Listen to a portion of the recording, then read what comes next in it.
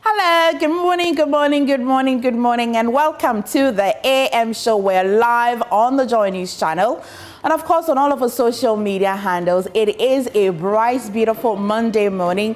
Thank you so much and feel blessed for getting the opportunity to see today and as well to join us on the show. Well, my name is Emefa Akosiadati. I shall be doing this with the Ahanta Pele. But immediately before that, I'd like to tell you how our show will look like this morning. Of course, we shall bring you some updates in the news. We shall as well bring you some sports updates. Haruna Mubarak will bring you that. And on to news review, we shall be joined by Professor Michael Ayamga, Deputy Chief Executive Officer, Environmental Protection Authority, and also Kwasi Kwarteng, lawyer, lecturer, campaign spokesperson, Kennedy Agyapong. And then on to our big stories today, a big conversation today. We have a very big one with the Transport Minister, Joseph Bukari Nikwe, on a myriad of issues. You don't want to miss that exciting piece with Kojo Berets. And also, we'll tell you about the National Science and Math Quiz. This year's contest features a record of 174 schools, 17 more than the previous year, a clear sign that the competition's reach and relevance keeps actually growing. Also, there are 15 fearless debutants who have fought their way from unknown to the national stage. You want to look out for that.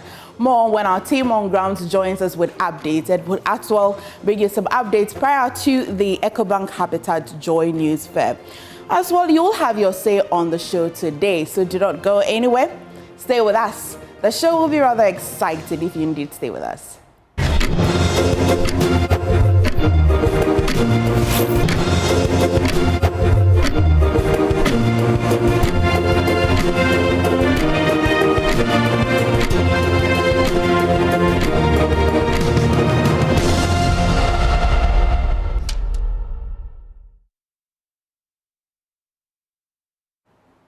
You're watching the AM show. Here's a quick update in the news. The first, NPP flag bearer hopeful Dr.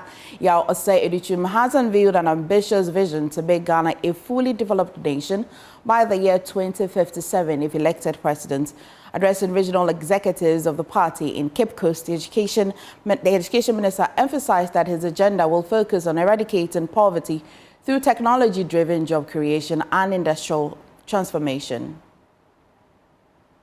Across the country, flag-bearer hopefuls of the New Patriotic Party, NPP, are touring various regions to rally support for their visions and leadership bids. In Cape Coast, former Education Minister and presidential hopeful Dr. Yao Osei Edichum met with former and current central regional executives of the party to share his development agenda and seek their backing. In a media interaction, spokesperson for Dr. Edichum, Yawopoku Mensah, described him as the hope of empowerment for the grassroots, emphasizing his commitment to eradicating poverty in Ghana. The critical aspect has got to do with the hope that the Ghanaian people are waiting for, the prosperity message that the Ghanaian people are waiting for, the development of the inner built potential of the people that Ghanaians are seeking for. And that is what will affect the training of 100 engineers every year in every constituency. And that is an agenda that seeks to empower the grassroots, to empower the Ghanaian people to be able to wage the war against poverty and win it. He has lived it, he has worked in it, he has been able to achieve what people thought was impossible. And that impossible thing is what is leading him in waging a war against poverty. And we are confident that if indeed delegates do us the honor, making him the flag bearer of the NPP come 31st January 2026, we will be able to wage the war against poverty and win it. While outlining his transformation vision for Ghana, Dr. Edichum reaffirmed his pledge to tackle poverty through education and technology-driven employment. A job that I did for 4 years, we were able to accomplish so many things. Well, now I'm in a new phase in terms of my political future. I'm running to become a flag bearer of the New Patriotic Party. My vision is about transformation of Ghana. In the process, I want to ensure that Ghana gets itself out of poverty. See, our people are struggling. The elderly, they are struggling.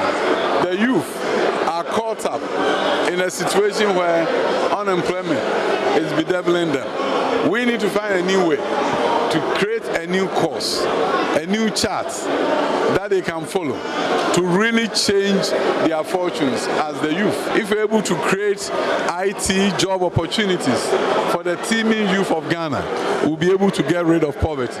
So my vision is that central focus, let us get rid of poverty. Singapore has done it. India is about to do it. China has done it. Ghana can do it. He further declared that under his leadership, Ghana would become a fully developed country by 2057. India has announced that by 2047, they will become a developed nation. Dr. Addition's challenge to Ghana is that if you give me the opportunity, by 2057, Ghana will be a developed country. And if we can't, why not? Other countries have done it. So my focus is clear. We'll transform education for education to transform Ghana. We'll transform agric so that people can be wealthy through agric. Every sphere of activity in this country will do whatever it takes to look at age-old problems with a new set of eyes and change the course of history of our nation. From Cape Coast, Abigail Lisel Nkrumah reports for Joy News. Former Education Minister Dr. Ayapong speaking in Cape Coast. Now away from that, speaking at the 50th anniversary of St. Augustine's of Canterbury Anglican Church, Reverend Professor Kwame Segu called on Ghanaians to take the political tag of Galamsey and tackle the menace with genuine national commitment. He stressed that all stakeholders, including political parties, must work together to protect the nation's environment and future. Unfortunately, I think that a lot of issues have been politicized. And secondly, I want to believe that in both places, we have people with shared religions across the board. I think that it has come to a time when we should take the political tag off Galamsey and take it off completely and sit down. Because you see, whether you like it or not, the Galamsey issue comes with votes. We can't hide from it. And so if we manage and we are strong enough to take the political tag off and sit together, when I mean sit together, all the political parties sit together with the CSOs and other groups and sit together, I have a strong feeling that we'll be able to make progress. Because you see, Ghanaians will see us as fighting one cause. And so if you say you won't vote for me, you won't vote for him, then who are you going to vote for? I really think that if we, and I say we because I'm a Ghanaian, and I vote, if we all sit down and say that, look, we want to fight this together, and we want to officially tell the world and tell Ghanaians that we are removing the political tag from it. Nobody should point fingers. There's no name calling. Let's see how can we solve this problem once and for all. I think we will make a step and we will go somewhere. Dr. Note Victor, a member of the church, urged religious institutions to become safe spaces for nurturing the youth.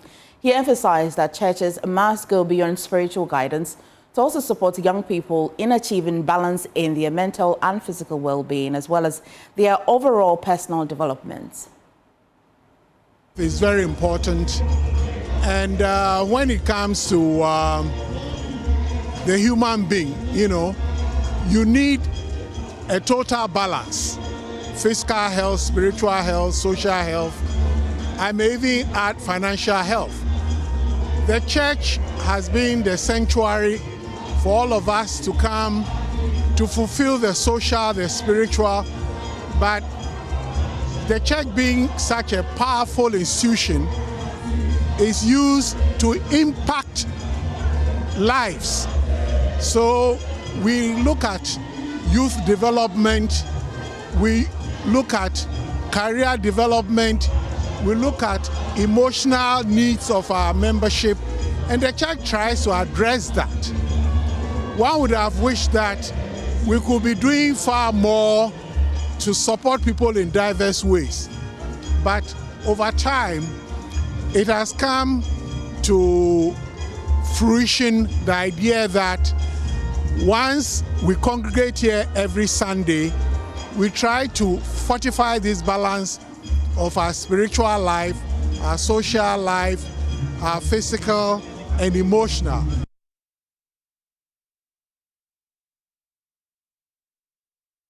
At the 49th anniversary of the Academy of Christ the King Senior High School, Deputy Central Regional Director of Education Harriet Odura Idum Segu described social media as a powerful tool for learning and connection. She, however, warned against its misuse, urging students to channel its influence towards positive academic and personal growth. There's more in this report. For 49 years, the Academy of Christ the King Senior High School has championed quality education in the Central Region, establishing itself as one of the leading senior high schools in Cape Coast. Speaking on the theme for the school's 49th anniversary and 13th Speech and Prize Giving Day, Headmaster Robert Stephen Reynolds urged education stakeholders to move beyond rote learning and embrace discovery learning that fosters creativity and critical thinking among students. Our theme for today, unearthing and nurturing real talent through 21st century skills, the role of stakeholders, is both timely and highly thought-provoking. We now live in an era where technological advancement, globalization, and a dynamic world of work have become the order of the day.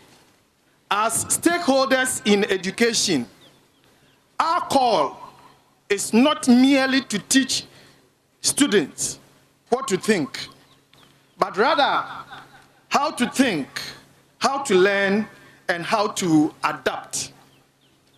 In this light, education must move from rote learning to discovery learning, from memorization to innovation. Deputy Central Regional Education Director Harriet Odura Idum Segu advised students to use social media responsibly, warning against misuse. Now to my students, one of the skills during this 21st century is the use of social media. But when we go to social media platforms these days, the kind of messages you are sending as students needs much to be desired. Some of you are portraying nude pictures. Some of you are talking sexual and vulgar language. Some of you are insulting authority. Some of you are abusing your colleagues. That is bad. The question I want you to ask yourself is, the things you are posting now, will you be proud of them tomorrow? Will you? I don't want to believe that Academy of Christ the King students are part of that which is going on social media. Please take advantage of social media and do all the positive learning that you can learn so that you can excel and become who God wants you to be. Member of Parliament for Cape Coast North, Dr. Kwame Nyakun, reaffirmed his commitment to supporting the school in addressing its infrastructural challenges through GET Fund. Yes, I think that when I came in, the headmaster mentioned a lot of challenges that is facing the school, and this is the first speech and prize giving day, and then he was able to itemize. One of them was a washroom for the school. They needed boarding facilities for the school. They needed a kitchen for the school. They needed 18-block classroom for the students as well. And then after going through that, I thought that there were some ones that the GET Fund should be able to come to their aid. And I'll take the necessary steps to engage the authorities to be able to come and assist with the construction of the dormitories and then the classroom blocks. From Cape Coast, Abigail Lissel Nkrumah reports for Joy News. Now, most first-year SHS students reported to school for the 2025-26 academic year across the country, but the weekend dates seem to have slowed down the admission process.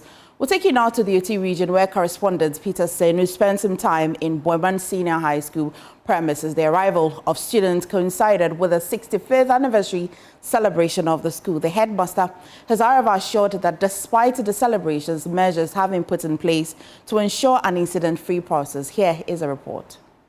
The arrival of the first years for the commencement of the 2025-2026 academic year at Boyman Senior High School here in the OT region coincided with the school's 65th anniversary celebrations. This seems to have slowed down the process of the regular admission process, where all housemasters and administrators would have been present. The headmaster of the school, Frank Boama, tells me, despite the celebrations, they have put measures in place to ensure an incident-free process. I want to urge parents to remain calm. In spite of the fact that we are celebrating our 65th anniversary, we have put the necessary measures in place to admit the incoming first years. We have a lot of space to accommodate them, so they shouldn't worry. Our team is ever ready to take care of them. Tomorrow, the current first years will go down on vacation and their place will be taken by the incoming first years. So we have a lot of space to accommodate them, so they shouldn't panic at all. He indicated that the number of students seeking protocol admissions have increased due to the conflict in the Nkwanta South municipality. Yes, it's true. The Nkwanta conflict is having a rippling effect where we are having overwhelming numbers of students who want to come to Bueman Senior High School. And we try to offer them protocol admission because they come to explain the situation to us, and we are all human beings. And so we're also trying to help the situation, but we have a limit to go. And when we get there, I don't think we'll be able to accommodate them any longer. Do we know the numbers that have arrived so far? Do we have any idea? And then how many more are yet to come in? Yes, as at yesterday, we have been able to enroll 813 of them. But because we're busy celebrating, so far we have been able to register 16 of them. And we are hoping that by the close of the day, the rest will be also registered. Some parents have expressed satisfaction about the process.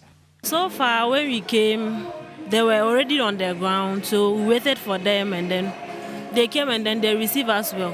As you can see, we are done with our process, just waiting for them to send my sister to the dormitory, then I will leave. So you are confident that your sister is in safe hands, right? Yes, she's in safe hands. When we came, we saw that there was a program going on, so we were expecting that within a short time, when we are done, they will attend to us. So they have not attended to you yet? Not yet. But you are hopeful? Yes, I know what is happening. The students say they are hopeful to study hard in order to make their parents and family proud. Peter Sen for Joy News.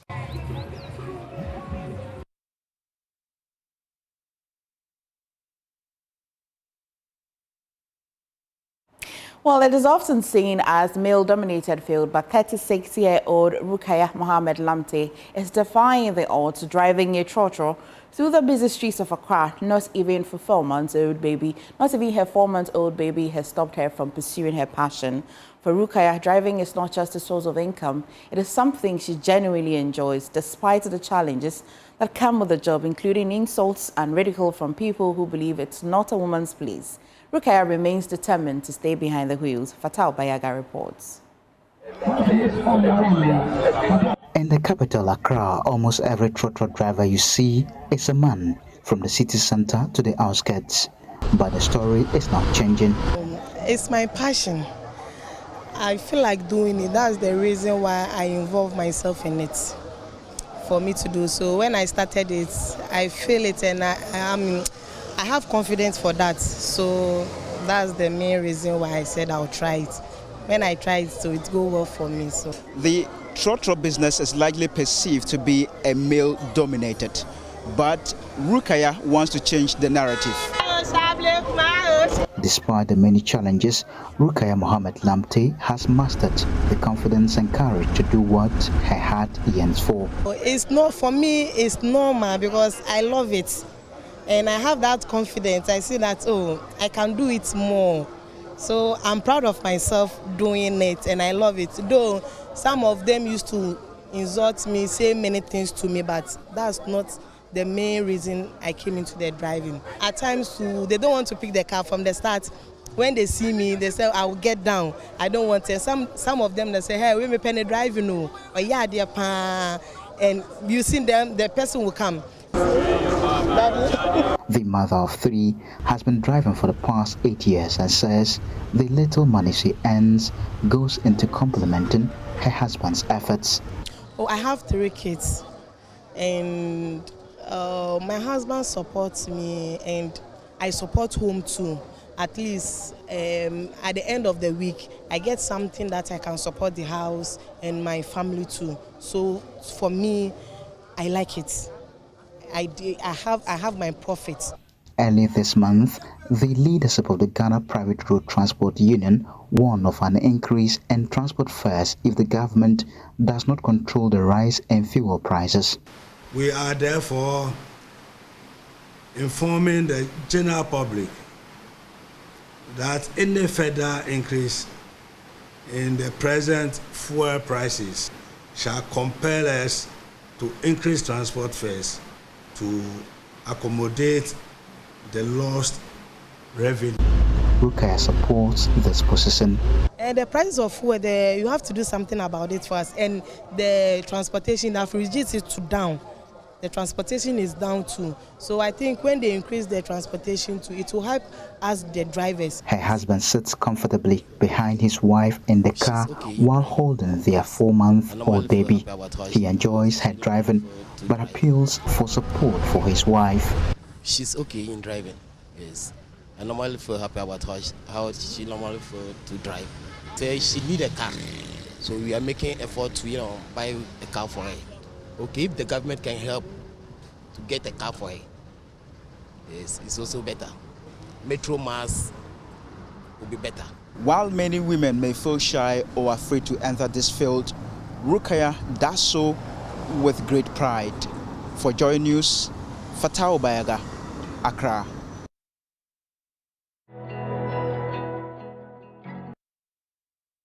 Let's do business updates now, and the IMF is urging government to be tactful and strategic over its current market intervention program. According to the fund, government must make sure this program supports the market with foreign exchange and does not end up affecting the economy badly.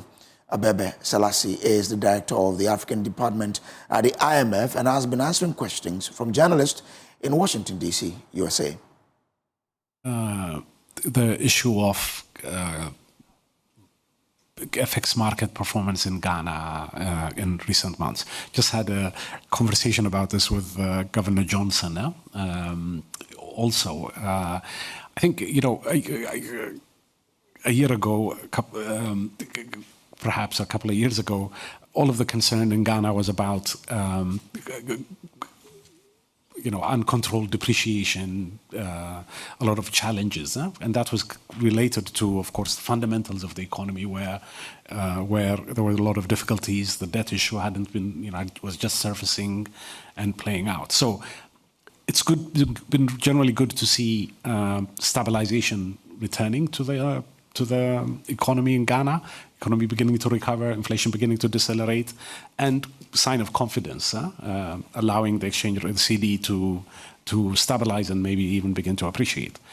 Like all such things, of course, there are pros and cons. One is the competitiveness issue that you mentioned. It's not the only thing that affects competitiveness. There are many other things, but an excessively appreciated exchange rate can also have a bearing on this. So, as always, and this is why we're so full of admiration for policymakers in the region. When you have relatively shallow capital markets, foreign exchange markets, money markets, this kind of volatility can be very disruptive to the real economy also. So, it's about trying to strike a balance. Too much interference can itself cause problems. Now, senior finance lecturer at the University of Cape Coast Business School, Dr. Ayamga Kawo, has stated that the 2026 budget will be a determinant of the government's commitment towards fiscal discipline. He argues that assurances are not enough, but committing to fiscal prudence is the surest way to economic stability. Speaking to Joy Business, Dr. Kawo urged government to use the 2026 budget to inspire confidence in the economy. Enjoying the honeymoon, they've played a good role in ensuring that they do not spend unnecessarily. We just hope that they will continue to maintain this, close the revenue leakages that are happening in the system. The tax reforms that they told us that they are going to implement, we're hoping that in November, when they read the next budget, that these tax reforms will come on board so that we mobilize enough tax revenue in the country. In terms of gold board that is working and mobilizing gold, the environment is being destroyed. We also hope that they will tackle that destruction that we are having in the environment. Otherwise, we will come back to zero. Because once we destroy the environment, we destroy our forest reserves, our water bodies. Life is what we are destroying. And we would come back in spending more money in solving some of these issues in the country. And so I hope the finance minister will stick and the government will stick to their words. We've turned around the corner in the and turning around the corner has turned to something else for everybody, and it was an agony for us. And so we don't want to go back to these same situations in the future. And that's all in business update for today, and that's how we wrap up the AM news. Up next is AM Sports. Do stay.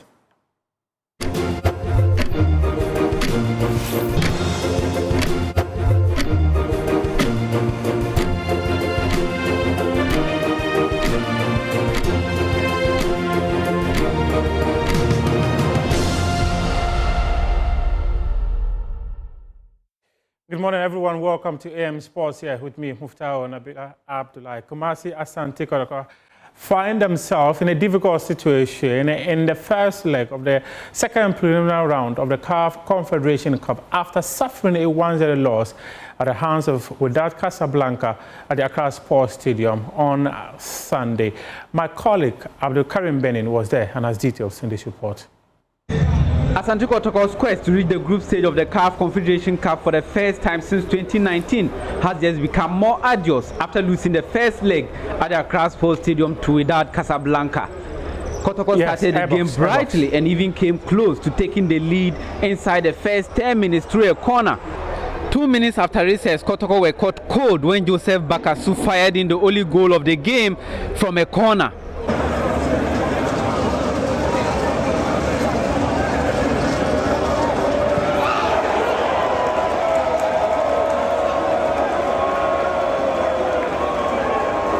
Things were made even more difficult for Kotoko when goalkeeper Mohamed Kamara was sent off in the 49th minute. Mohamed Kamara came out of the box and caught the ball with his hand, denying WAC a clear goal scoring opportunity. Haruna Dari Abdulaziz was brought in to salvage the situation, and when he came in, he made some very important saves to ensure that Kotoko ended the game with just 1 goal deficit. Speaking after the game, Asante Kotoko head coach Abdul Karim Zito admitted that a lot of things in the game didn't go how he wanted, and the reverse fixture in Morocco has now become even more difficult, if not impossible. This is the game of football. Sometimes certain things happen beyond your control. I think along the line there were some mistakes that affected it. So it's a kind of dream, a chance to move. You see, there are certain situations in football, and yet impossible, but very difficult situations. What I say, we are now in a difficult situation, but not impossible. Asante Kotoko fans are also disappointed with the defeat, but some of them are still confident that Asante Kotoko can do it in Morocco. I think we can go there and win 2-1. And if we win 2-1, meaning we have qualified. So we will try and do that. They lost the game after the first half. They themselves lost the game after the first half. Oh, it's football.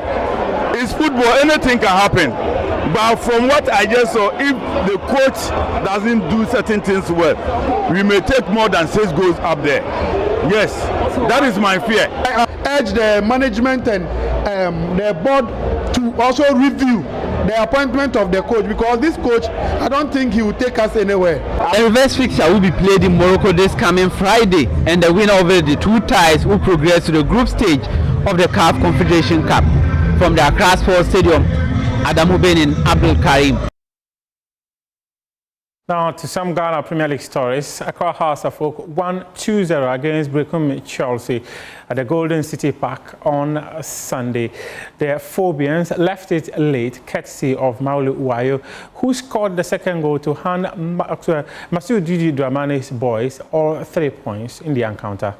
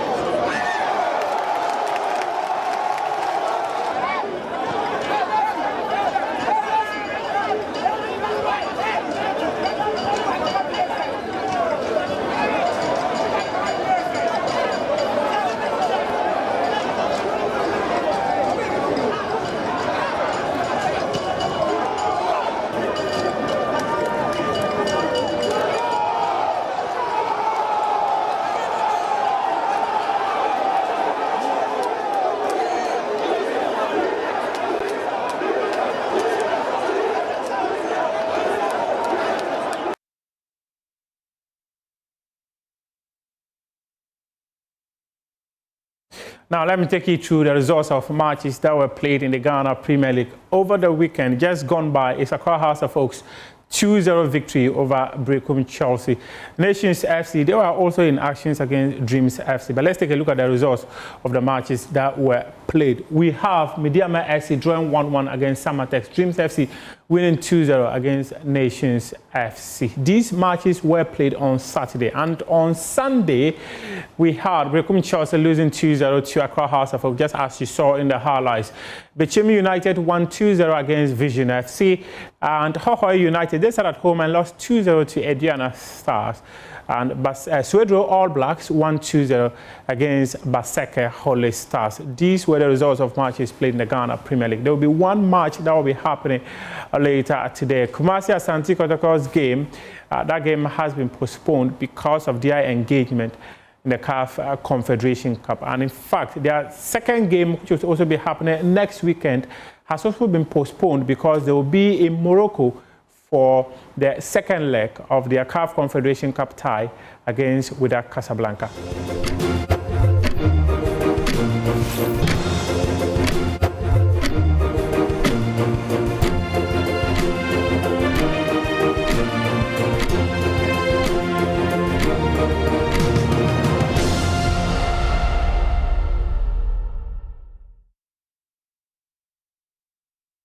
Hello there, thank you for staying with us. This is the AM show. Time now to review the news.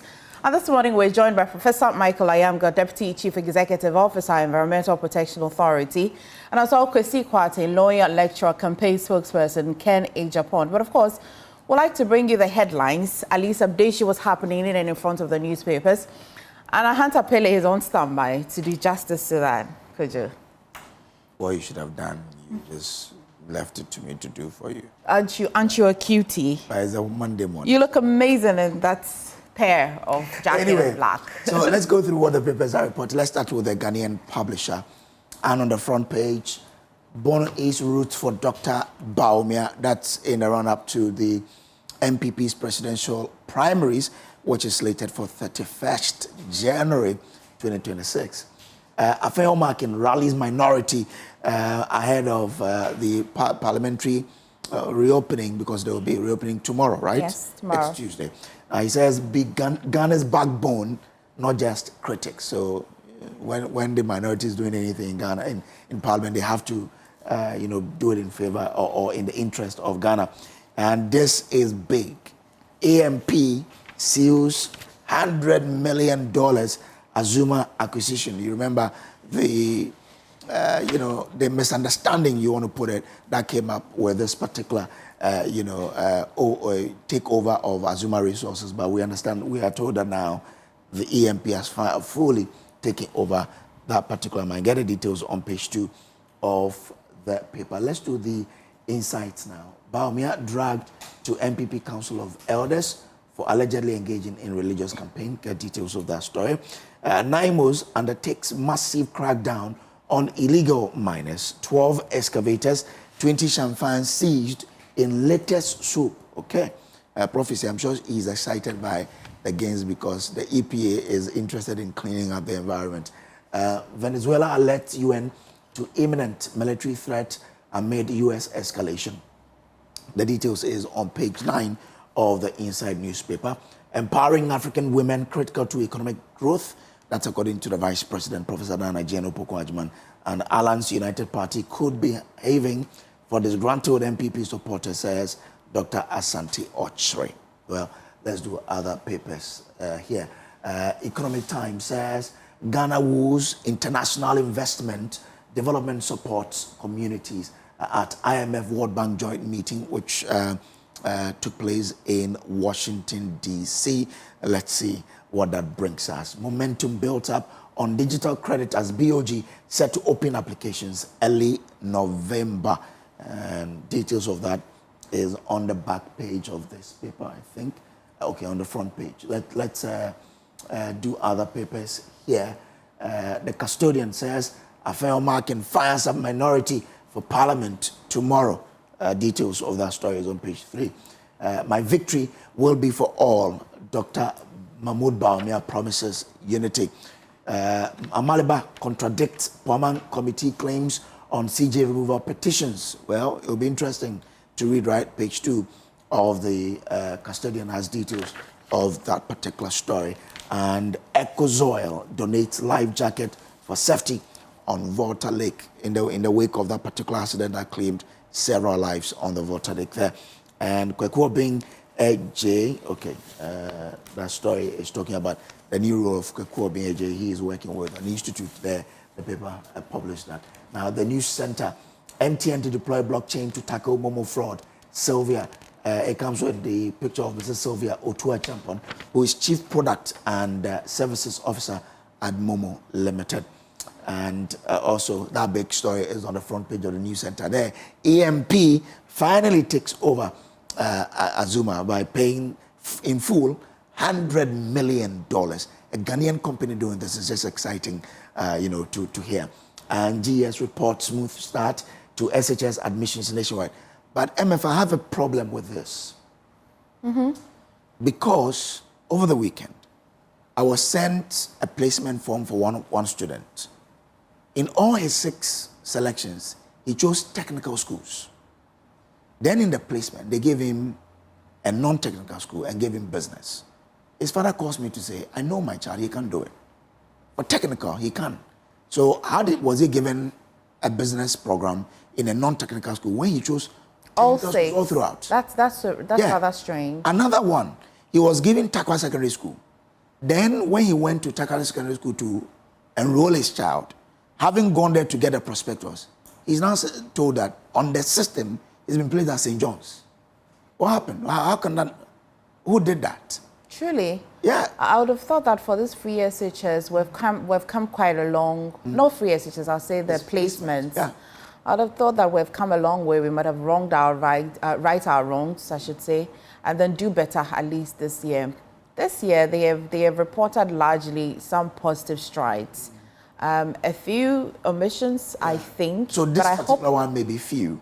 Maybe. But they should pay attention to it. Of course they have Parents are worried. Yeah. My child didn't choose the school. You gave him the school and gave him business. He cannot do it.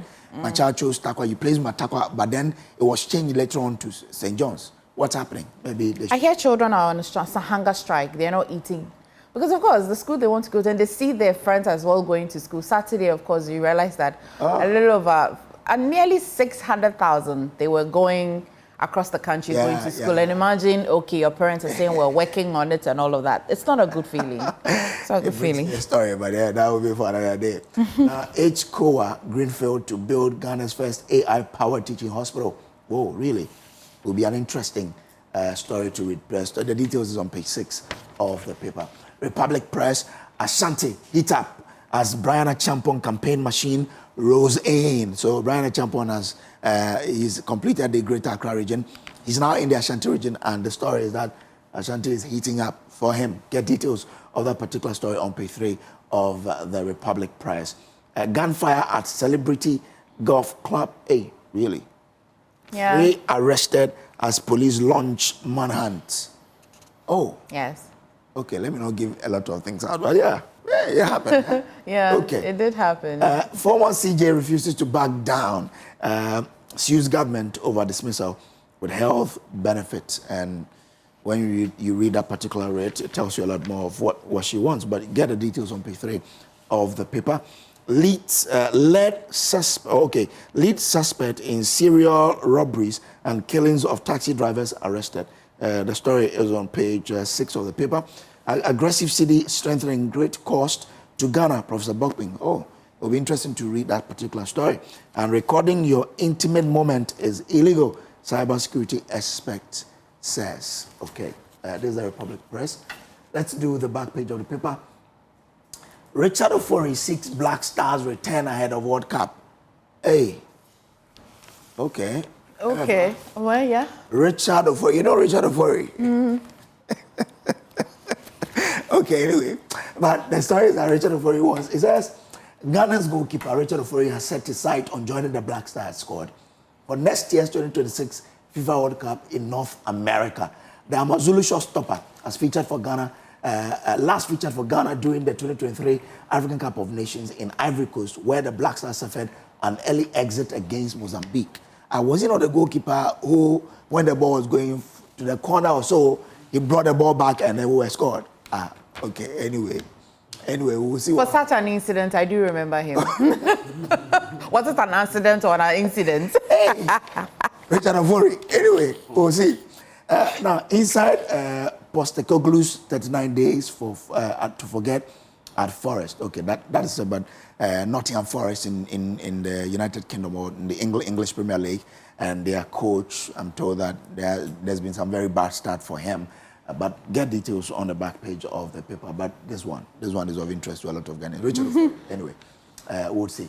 Ghanaian Eye, Institution of Engineering commends tour for use of locals in refinery resuscitation. And I'm always interested in when I hear stories of this, that Ghanaians, because we have them, we have the skills and being used to do that. Rise to the topmost position as Ugly State invokes blessings on Asiedu in Ketia.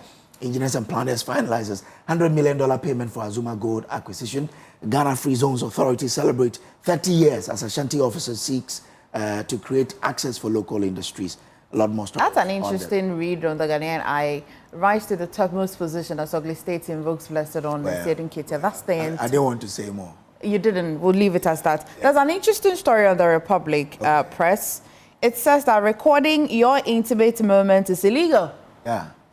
Recording your intimate moment is illegal. Cybersecurity experts. You should take a read. It's on page 6 of the Republic Press. Okay. Let's see. Maybe we wrap up the news review and then we do what's coming on online. Okay, let's just do today and then we'll go to online.com. Okay. Now, on the front page of today, it says Parliament to resume sitting tomorrow. And then SHS 2025-2026 academic year, over 500,000 freshers report to school. You got it right there. EOCO frees 26 human trafficking victims. Okay, so that's about the big story there is about senior high school student going to school. If you have not been to school yet, don't worry. Please eat. You will definitely get to school, yeah? Some of us reported to school, I think 1 week or 2 after school had resumed. But you'll still be fine. So. It explains a lot of things about you, Kojo. Anyway, I won't comment on that. Let's do my job online. Let's go and then we can wrap up the news review and hand over to MFA and Prof. Okay, so there you have it there, MFA. Let's go to myjoyonline.com. Of course, I always say it is the CIMG. What is news review without My Joy Online? Yeah. What? Okay, so when you go to myjoyonline.com, BOG moves to control crypto with new law to take effect by December. So a lot of regulations there to control the market is coming in because crypto, before now, you didn't hear a lot of regulations about it, but we're told that BOG will regulate it. We must stop exporting raw wealth and focus on value addition. BOG governor, speaks. It comes with gold, so I'm sure he's talking in reference to gold. And OSP returns to court with fresh wave of corruption cases. A lot more stories on the myjoyonline.com portal there. Try and get details and a lot more stories on the myjoyonline.com. But let's wrap up with just one last paper and then we go. But on myjoyonline.com, NSMQ 2025, absolutely 147 schools pair up for preliminary battles. The list is there. And our team is already in MFI. I always tell you, the beautiful university in Ghana, University of Cape Coast, is where, they are. And we've pitched camp to bring to our viewers all the competitions that will be happening there. You know what? You will have to take a course. Of course, there is. I show there. That's my father's school, though. He loved it to bits and really wanted me to go there. So Adobia Sare is there on standby. Collins Frempong is on standby. And of course, Jackie, the queen of NSMQ as well, is on standby. But you want to do the last paper, Daily Guide. Okay, the Daily Guide, okay. So I'll relocate some key ministries to other regions, Kennedy Agyapong says. So it says when I'm voted for, what we've been talking about, that look, we cannot over-concentrate everything in Accra, so relocate. The past government gave a promise to the people of Western region that would relocate the GMPC headquarters there. In fact, they built that GMPC headquarters around GSTS. He says that I would improve it by relocating some ministries to other regions. Let's see. At a point, I think there was a proposal that send the Natural Resources Ministry, for example, to Ashanti region. send fisheries to maybe Central or Western. But let's see how that particular one goes. Get details of that on page 3 of the newspaper. Mahama to launch $1.5 billion free zones industrial park.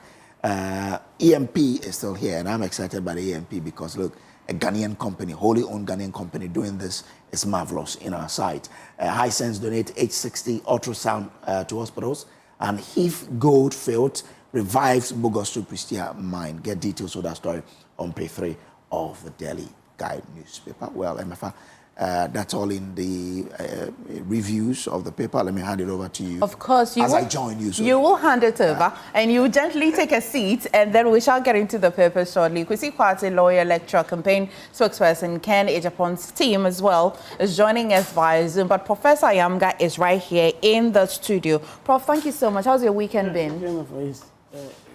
Traveled and got back, so I just had time to cool down with my family. So okay, yeah.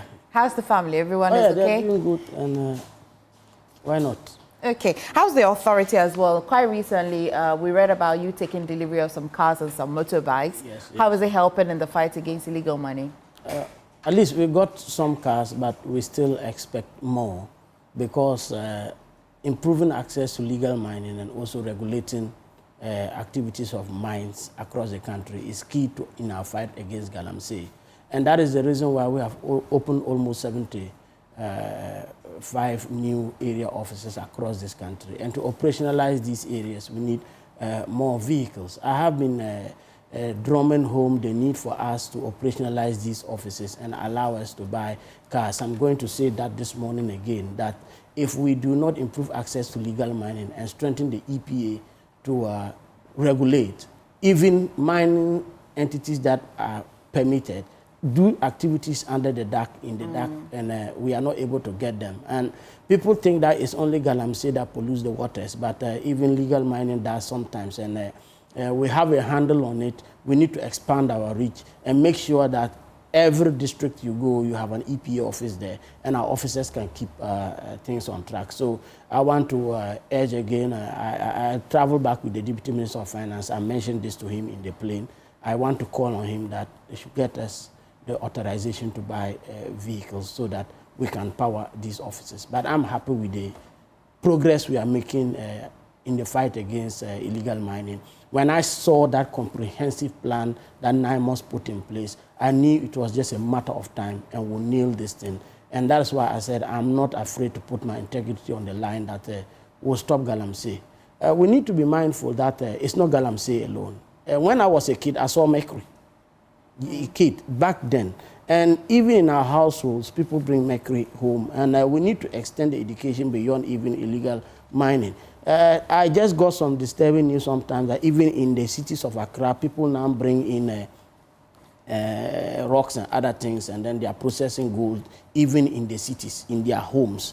And this could discharge mercury and other banned substances even into the environment. So it is not just the forest that is being destroyed. We all have to be vigilant. Instead of saying, hello, dear Mahama, I think that our caption should be, dear Ghanaians. Albert Einstein said something that I always want to reiterate, that we cannot solve our problems with the mindsets we have when we created them. So we need to change our thinking. We can't solve them with the thinking that it is one person's responsibility to stop illegal mining, when activities around us polluting our waters and endangering all of us, and we think it is convenient to blame the president. The presidency or your home is an extension of the presidency, and we need to see that as our responsibility. If we go this direction, we can help law enforcement, and we can bring this thing on the book. I'd have been quick to bring Kwasi Kwarteng in, but of course something has my attention, so I'll stay here a little. Kwasi, please give me a minute. And that's quite a beautiful picture behind you. We'll come to you shortly, and good morning for joining us via Zoom. But Prof, again, so I see that there's a slight concern with this Dear Mahama title. Maybe not for you alone, but I've seen countless a few people as well come and all of that. And it gives yet another opportunity to want to discuss it. Two things. If you vote for a government, what you have essentially done is that you've given your power to the government. I find it hard to come along with the assertion that when I have given you the power, you still think that I still have the power that I've given. Because if I have this in my hands and I've given it to you, I don't have it anymore. But I cannot question you. I cannot question you. But also when I give it to you, it means that the power is right at your doorstep to ensure that things are done well. Here's a challenge. Just some days ago, I interviewed the Deputy Director for Minerals Commission. One of my take-homes was that, oh, it is the president and it is his prerogative to take this decision. Oh, it is the president. You realize that government appointees are quick to roll over the responsibilities to the president and say that it is entirely his decision. You know what the president wants to do. We follow his instructions and all of that. He's the president, His Excellency Mahama. And so when we write a letter and we address it to the president, I see the call for Ghanaians, but we can only have one torchbearer who can take the decision for us to follow. Do you see this message as positive or negative? It depends on what you want to do. The construct is not entirely wrong. The president has no problem with stepping up to his responsibility. But for we, those who work in the field every day, and the public is our first line of information, when you tend to overemphasize the presidency, you take away that responsibility that we all have to carry on our shoulders. So I'm not saying the titling is wrong. I'm just saying that it emphasizes things on the president. And somebody may think that it's just the president's responsibility. But I think that illegal mining is our responsibility. People say something that, you see this forest. Illegal mining could be going on inside there, and you wouldn't know. So who will it take to get it? If somebody passing by sees the illegal mining activity and he thinks that, okay, this is not a President Mahama issue, but it is also my responsibility as a Ghanaian to do something, and he decides to maybe call law enforcement, call the EPA, call the Minerals Commission or so. That is how we all move to make the country better. So I'm not saying that the call on the president is completely out of place. I think that the president never sleeps on that. He knows it's his responsibility and he's working on it. I'm only saying that our emphasis on the president takes that need for us as a Ghanaian people to change our psyche. Can you imagine that a river, somebody goes into a river and diverts its course just to mine, and the community has a chief, it has youth, it has people who own the land, and they cover up. And they think it is the responsibility of the president. So these are the things that sometimes I think we need to emphasize on. But yes, I agree that it is the president's responsibility. The law empowers him to appoint all of us and give us the resources and the mandate we need to fight this, which we are doing. But we are saying that this thing calls for more education, more enlightenment. It is a reorientation of our consciousness. I think that if a lot of us were awake to our responsibility and our consciousness, this cannot happen. This is a national problem, not a one person. That is why I want to we understand, but Prof, you know that the reason why we make laws is that when you live as human beings alone to do whatever, we will do what benefits us, right? Those people in those communities they are benefiting from this. So if you want to leave them to do what is right, they will do at their own convenience. We understand everybody has a role to play. But the ultimate responsibility lies with the commander-in-chief of the Ghanaian forces, not so. And I have told you, I have seen the 9 months operation. I have been working with it. And it is one of the most elaborate systems for fighting illegal mining. The fact is that there is a lot of noise so that you don't even get the time to explain what 9 months is all about. But I'm saying that what the president is supposed to do at his end is being done. I'm saying that things like this, the emphasis should not be on the president. The emphasis should be on us as Ghanaians. The consciousness that allow things like this to continue.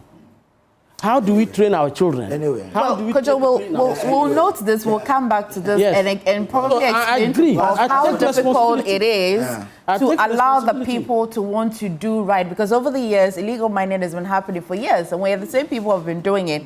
If we're asking the same people who are engaging in the act to be quite responsible, I'm not sure we'll get any results. But anyway, Kwasi Kwarteng, thank you for joining us this morning.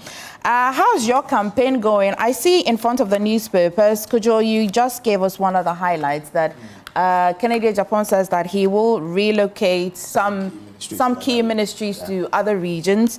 Which one of these ministries is he targeting to relocate? Don't worry. Good morning. How are you? Very well, thank you for asking. Okay, I want to briefly touch on Prof's submission before I even move to my campaign, because Galamsey fights first before our campaign. If after our campaign, all our water bodies are destroyed, and the people there won't be any Ghanaian we are all dying from Galamsey polluted waters. I mean, certainly there will not be any Ghana for Kennedy Agyapong to come around. So let me briefly touch on the campaign. I'm very surprised that for the first time I'm hearing Prof saying that now Galamsey should be a shared and collective fight, and that all of us should be responsible for it. Please, we want to state it clearly that no Ghanaian is going to take the responsibility of fighting Galamsey. Let President Mahama and the NDC do and take that responsibility. When just a few months ago, you people weaponized the fight against Galamsey, we kept reminding you, kept telling you that let's stop weaponizing the fight against Galamsey and find a holistic approach of addressing it. You didn't mind us. You said it was an Akufo-Addo problem, and that Akufo-Addo and his appointees were the ones behind Galamsey. And that when Akufo-Addo is removed from office, all of a sudden there will be a certain miracle that will come and restore our water bodies, and there will be nothing like Galamsey. Today, Akufo-Addo is no longer there. His government has been jettisoned, suffered the humiliating defeat ever. Obviously, also by the collaboration of the weaponization that you all did. Today, the media is holding the person who led that charge into account. They said, you don't want to redefine the editorial policy for Joy. No, nobody is going to define the editorial policy for Joy. Joy, be firm. We are with you. We are in opposition, and do what you always do right. At no point should anybody define the editorial policy for any television station. It should even go beyond Dear Mahama and be Dear Mahama and Dear NDC. In page 76 of your manifesto, that bridge form, you listed a whole points and approaches how you are going to address Galamsey. This was not a manifesto that was drafted by Ghanaians. It was drafted by the NDC. It was signed and assented to by President Mahama. So please, take your responsibility. If you need us to come and help you, fair deal, we will all come and help you to fight Galamsey. Galamsey is not a Ghanaian problem. It's a political problem, like you made us to believe. It was an Akufo-Addo problem, and nothing is going to extricate you from being Mahama's problem.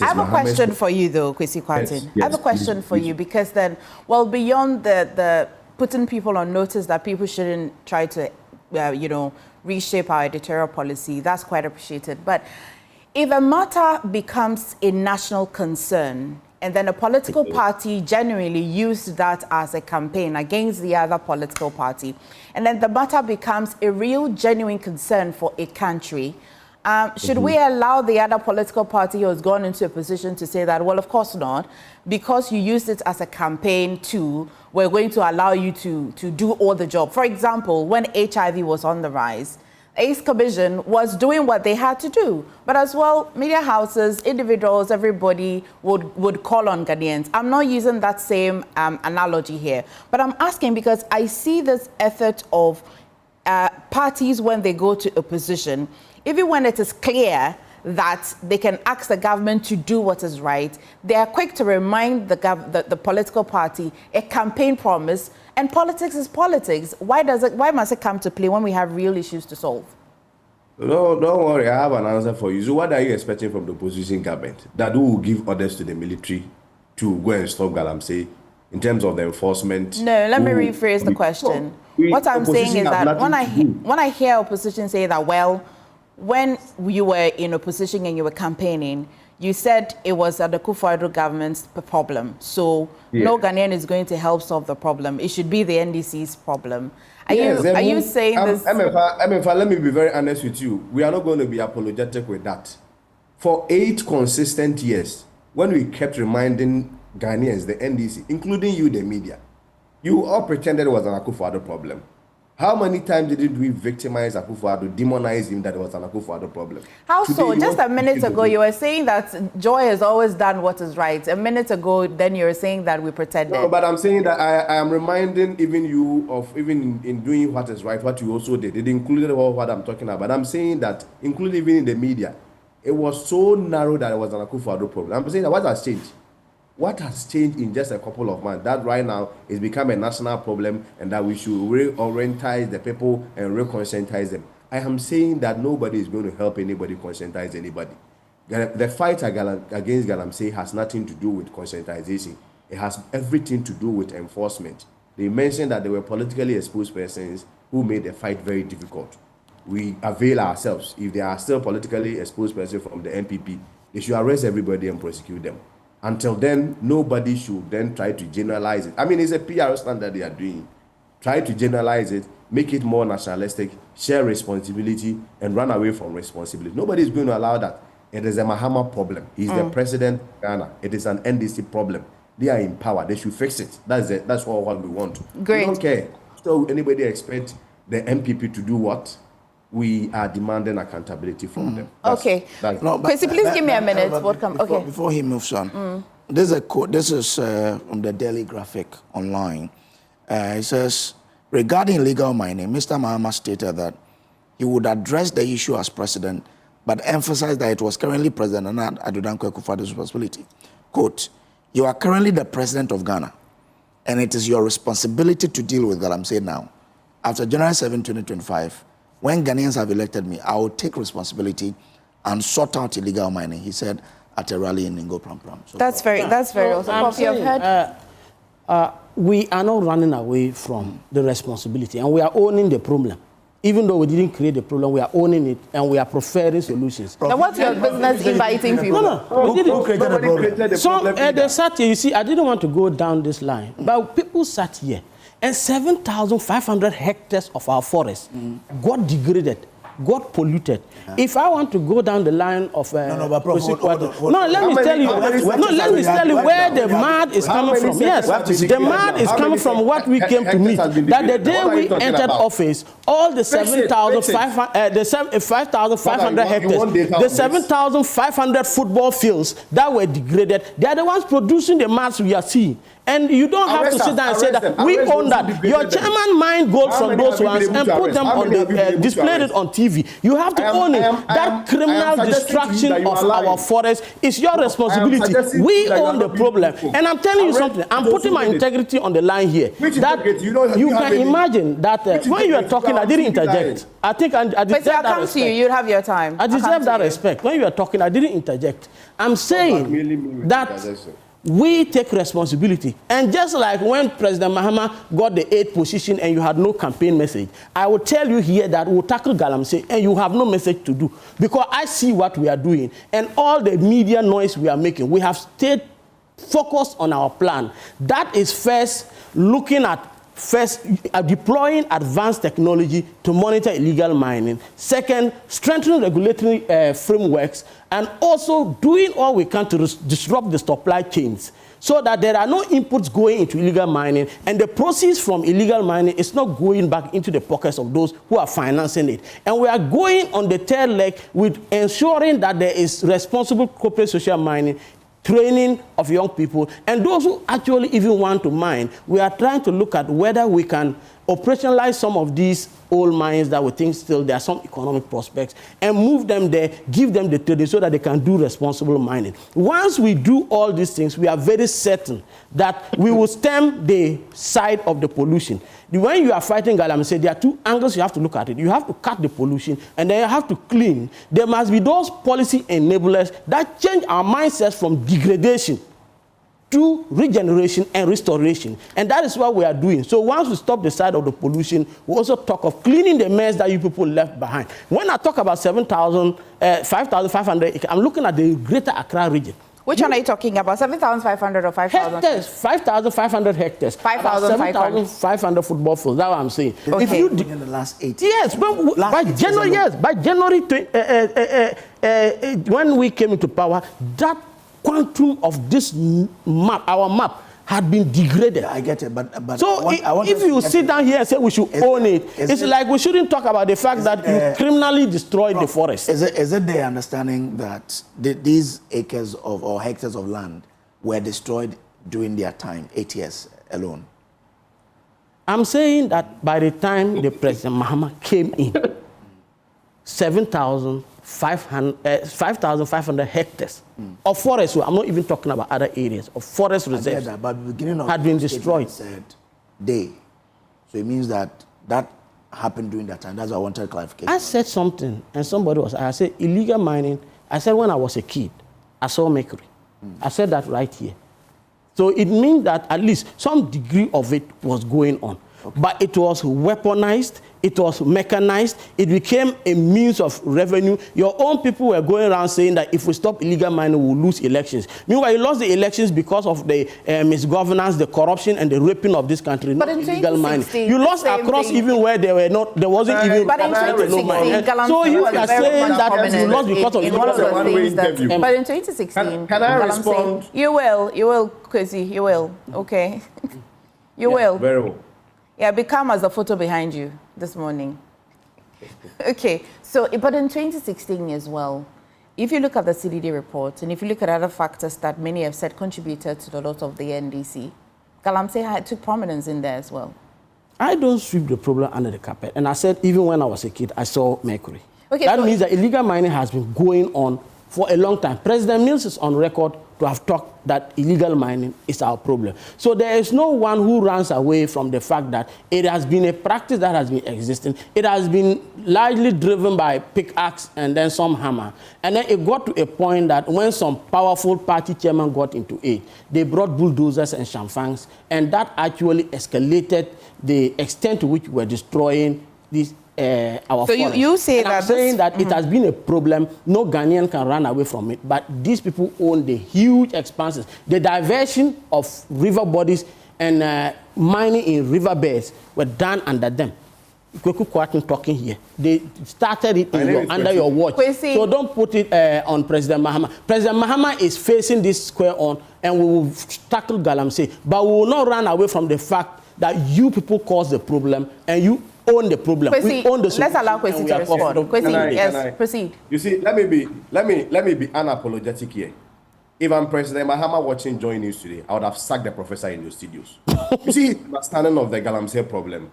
His understanding is how to politically equalize. MPP did this, MPP did that, MPP did that. Name tags, labeling.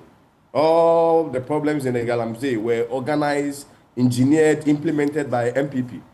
Your job is not to find who caused Galamsey. You started it. I made my first submission. Did I mention it? Respect. You started it. Respectfully, Professor, let me proceed. Your job is not to identify who caused Galamsey and give us. You can't teach me my job. I'm doing my job. To fix it. Prof, please, it's too early. You see Galamsey, how jittery you are. I endured this for 4 years. I was always in the studio, also having to be in your position. Just a few months, you are shivering. Endure it. My point is that if I was President Mahama today, I would have sacked you. No. Because your duty is to face Galamsey. Your duty is not to identify who caused it and who now equalize and try to compare how MPP destroyed and how NDC destroyed. What we need is the solutions and the measures that you've been able to put in place so far, and not to give us lectures on how to solve Galamsey. We are tired about the frameworks on how to solve Galamsey. But if the act is illegal, how can't the person try to find who caused it? Ask him. If the act in itself is illegal, why won't the current government be interested in finding who caused it? MF, I've been doing this job for some time, so certainly I should be able to provide you answer with it. I am saying that if he knows who caused it, the law courts are there. There are criminal justice procedures to mete out some sanctions. He should take advantage of it and then profess sanctions to them. But as at now, I am not sure they've been able to successfully prosecute even 5 individuals. MFA, to be very honest, it to be very disingenuous and dishonest on my part to pretend that people in the MPP or under administration there was nothing like Galamsey. There was, and obviously it's more or less like a human phenomenon. It's a social problem. So even in NDC, under MPP, under any administration will have it. But I'm saying that how he understands it it's going to be difficult and complex for him to solve the problem. Instead of seeing it as a criminal activity, an illegal activity, and stopping it, he is now trying to apportion blame, as though when MPP left power, because we were the ones doing it, everything ended now. Today, there is still Galamsey. Galamsey is Angoyi. I am reminding him that his job as a professor in charge of fixing Galamsey is to give us update on what he has done, not lectures on how we are going to solve Galamsey. We are tired with the lectures. We are tired with the policy frameworks. We do this, and when we finish the next phase, we'll do this, and we think it should be this. No, we are not interested in that. Put the question to him. That's why I don't suggest it to him. Put it to him that what have they done to solve Galamsey up till now? He's talking about getting cars. As of now, we are now talking about getting cars to be able to fight Galamsey. And now subtly even appealing to your finance minister on TV. Go to him, visit his office. That is not how we run offices. You don't sit on TV and make appeals that you need cars to go and fight Galamsey. We need pragmatic measures. We need updates on solutions so far. We need updates on the steps that we have taken so far. Yes, we admit. You can even blame the MPP for every Galamsey in Ghana. But as at now, MPP is still not in office. That is why we are saying that fix it. It is your problem. As at now, it is your watch. We don't care who caused it. If it is Kwasi Kwarteng, I was involved, take me through the due process. But as at now, our water bodies are being destroyed. We are not so much interested in the stories and the blame games again. Fix it. That's our message for you this morning. Fix it. Okay, it'll be a good time to talk about the ministries that you are looking to relocate outside of Accra. Yes. As for that, I'm going to do it calmly because this.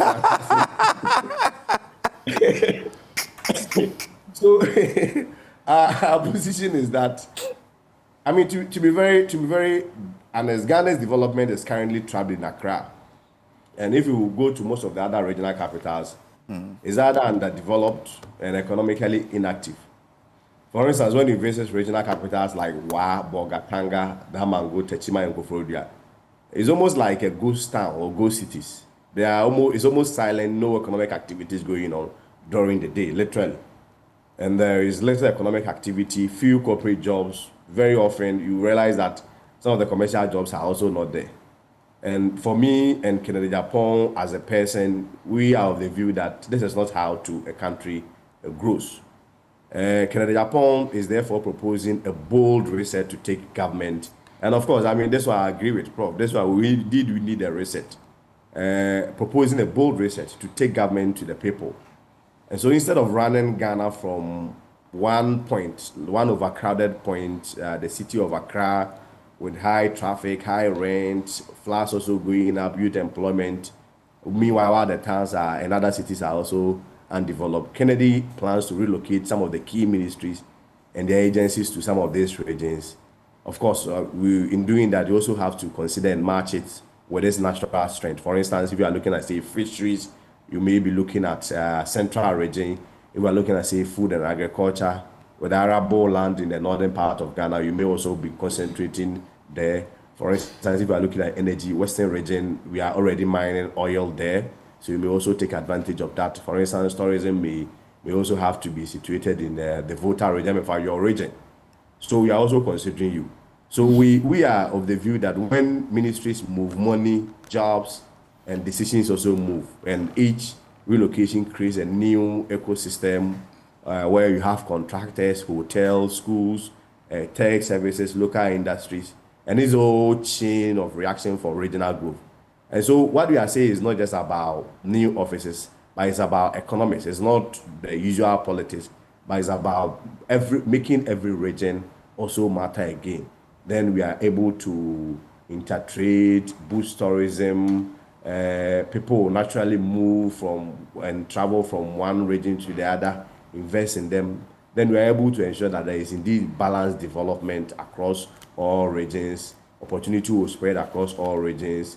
And then we are able to indeed alleviate poverty and move our nation forward. So that is Kennedy Agyapong's understanding of practical decentralization. And of course, I mean, he's still talking to the delegates, he's appealing to the delegates that when he gets the opportunity to become the flag bearer, and of course, subsequently, by the grace of God, the president of this country, 2020, since we are very damn sure that NDC is going to fail the fight against Galamsey, and obviously the regime change will also come in. Kennedy will come, and then decentralize our ministries, create more jobs, move a lot of people, the young people in Galamsey, into these jobs within the various regions and the regional capitals. And of course, then also ensure that there is strong compliance and enforcement when it comes to the fight against Galamsey. They will be able to do that as a country. We will make significant strides as a people.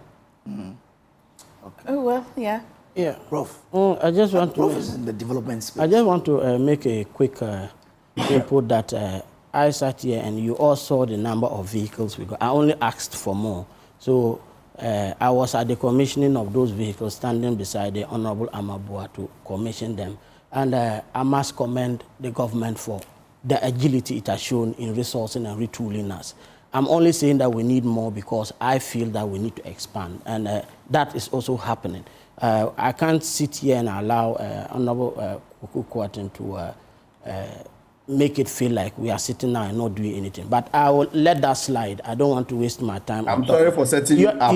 You are talking and I'm doing. So talk is cheap. So I'll allow you to have your day. But let me go straight to the point that this is an idea that we drummed several years ago.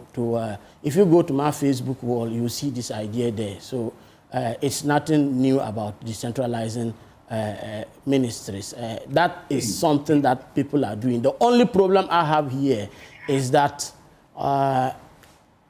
if we want to look at the track record of the people promising, I think there is, and I can't prove it, I don't speak Twi very well, but it says that if somebody wants to say he's going to give you clothes, say, tomorrow, you ask his name, exactly. The MPP have been very good at promising. They promise everything. They seem to think very well when they are in opposition, and they suggest we do this, we do this. But you see, there is no substance to your promise if your integrity is questionable. And we just have to look at your promises in the last 8 years versus what you deliver. And we even have to be very careful that if you give us whole gold in your hand and say, take this is gold, we'll be asking ourselves whether we can trust the one saying that it is gold, because you have no credibility as far as delivery is concerned. So I don't want to move into the merits of a policy that we have driven over again. I think way back in 2004, I was saying this, that we needed to decentralize the ministry so that people get to know their country. Everybody comes to Accra because all the ministries are here. If the Ministry of Agriculture was in my hometown, Zuarungu, people get to know that. If the Ministry of Forestry were in the Western region, you won't have people go to school here, finish university, travel abroad, and they've not been there. And you won't have also people coming in and landing in Accra, and then everybody is staying in Accra. You see a lot of development spreading. So naturally, it's a way to ease it. But it is easier said than done, given the historical concentration of the activities in Accra. It will take a lot to do that. But with technology, yes, I think it is a good idea to look at that again. But the problem is the MPP has never delivered anything that they have promised. Even if they give you the tin, when you open it, you realize that it is packaged to loot and rape the state. And that is another idea, loading. That is another idea. So I can't trust the MPP on their delivery. Yes, it's a good idea. I will buy into it. I'm not like Kwasi Kwarteng, who doesn't give credit where it is due. I think that this is something I will support any day. Just that they don't have the ability to deliver. That is the truth. If it becomes a priority to them, just as it looks like, because if you listen to his explanation, it looks like it will be a priority for that government to do. They did the same with free SHS and they delivered. Why? They did the same with one district, one factory. Have you seen the factories? They did the same with one village, one dam. Have you seen the dams? And they did the same 1 million every constituency. Go and ask the constituencies whether they have seen $1,000 before. They are all promising. Bagumia is there promising meetings every year. It's their trademark to talk. Talk is cheap. When they create a problem, we come to solve. Look at the economy today. Look at what the IMF is saying about Ghana's economy. We do all these things in the unfortunate peradventure, and that's going to be a long, several years to come. But if one day we're out of power, you see what they'll come and do. They'll take us back to the IMF, run this country bankrupt, lose elections, only for us to come and build again. That has been the cycle of the Fourth Republic. And it's unfortunate that they destroy, we build, they destroy, we recover. It is a problem. He are promising no concrete plan behind it. It's just talk. And but eventually they'll come Prof, and tell you. How does an MPP flag bearer aspirant promising relocating some ministries from Accra to other regions, because I think that, of course, it will boost the economic of that particular area. And you say as well. I mean, I said but that, how can that amount to that? But I'm saying that it's the integrity. Breaking, they can't do it. But the person promising, on what track record are you judging him? Promising has been one of the longest serving MPs in this country. Where was he? Has he promised? Has he spoken about that in Parliament? You just need to look at what he has been doing over the years. He is known for sitting on TV and taking down his opponents, people who have won contracts and defeated him in a bid. He's gone to his radio station and talked them down and ripped them apart. So that is what he's noted for, not following up through policy. Give me one policy that you remember Kennedy Agyapong forcefully articulating in the floor of Parliament. Give you all his years. So why should I want to take? We have to go for the Hansard to do this. Yeah, you're a journalist. Go do it. Go do it. Yeah. I mean, you never know. Kwasi is here. He probably go do it. He should tell me. He should show me where he has advocated a policy like this. While I think that he has served in Parliament. While I think that the role of a member of Parliament is nearly, or is quite far-fetched from that of a president. But Kwasi is here, and I don't speak for Kwasi. Speak about it. Put it on the floor of Parliament. I will tell you what Kennedy Agyapong has done. There is no greater policy than creating jobs. His current factory, which is the rubber factory, currently employs about 360 people. Out of it, 300 of them are our brothers and sisters from the north. His own brothers sitting there. Ask him how many as a northerner he has been able to create jobs for his own people. Aside being a don't go there, I'm asking you what I say. Don't go there. Go and check my track record. I'm saying just go and check my. I don't have a fraction of what Kennedy Agyapong have, but you go and mention my name in Northern Ghana, and they'll tell you what I do. How many jobs have you created? I'm saying you just go and check my track record. You go check. Just go and ask anybody about Professor Ayamga. They'll tell you what I'm doing. Don't go there. Don't just go there. I don't have the millions he has, but what I have done. You go to Northern Ghana and check. We don't expect you to do what I do. I do because I'm a human being. I don't need to take from the state to brag. I've been doing it from my own pocket. Okay. We expect that you do something which is reasonable and proportionate. That at his level, he has been able to create 7,000 jobs. His last factory has employed our brothers and sisters from the north. Your own people, about 300 of them, just currently. How have you been able to help your own people? Sitting there as a deputy EPA boss. So, if you want to do the politics this morning, we'll engage you. I mean, we don't have any job. Kwasi, I think you can make the point without questioning the guest. I think you can make the point. You can tell me what Kennedy Agyapong has done. No, to be very honest, it's not a question. I know he takes pleasure. He wants to check my track record. It's there online. Go and check it. No, you are go and check it. If you go and check my track record, you come and eat back your own words. I can give you that as a promise. I can tell you that on authority, that if you go and check my track record in Tamale that I am from, in Bolgatanga or in Zwarungu, you eat back your words. Prof, you're not running for president. I'm not running for president, and I'm doing so. He should defend his not try to take me on. You keep interrupting me. No, you are taking me on as if I'm running for president. He is running for president. Is that not so? You don't need to run for president before you impart your people. And I am doing it. I am doing it. I said I have been doing it even when I was a lecturer. Now I've turned a research assistant. You let me proceed. I am saying that I won't do your research for you. But what I'm saying is that when you are on live TV, now as a deputy CEO, you now becomes a father for all. You are not necessarily representing the NDC alone because it's not NDC's money that is being used to pay you. We pay taxes to you. We pay taxes to the government, and as a CEO, you are supposed to represent everybody. Now, most importantly, are you suggesting that because we lost an election, we cannot criticize you? We losing an election does not necessarily mean that we lost our citizenship. We are going to criticize you, put fire on your feet every day, now and then. You are welcome. So be ready for more. But our point is that when we talk about Kennedy Agyapong undertaking a new policy, of course, MFR rightly answered you. That is not the duty of parliamentarians to be proposing policy. Those are the duties of cabinet. But at the end of the day, I'm saying that if there is any greater policy that Kennedy has been able to implement, is the policy of jobs. He's created jobs across the country. And that is what he's going to do when he gets the opportunity to also serve as a president. As to why trying to undermine his track record, I'm not sure that even requires a response. Kennedy Agyapong has been noted for his consistency and his track record of being bold, being honest, being patriotic, and always being a doer. Anything Kennedy Agyapong says, he does it. So when Kennedy says, I'm going to decentralize ministries, and he said there is no implementation plan, I suggest to you that the first 100 days, Kennedy Agyapong is going to establish a national decentralization task force. This is not just a policy that we've just thrown it out. We've indeed researched into it. Within the first 1 to 2 years, Kennedy Agyapong is going to pilot relocations and digital integration. The next 3 to the 4th year, the 3rd to the 4th year, there will be full regional build-out and infrastructure expansion. And from the 5th to the 6th year, there will be a review. We'll optimize and institutionalize the new governance model. So don't think we just put it out there.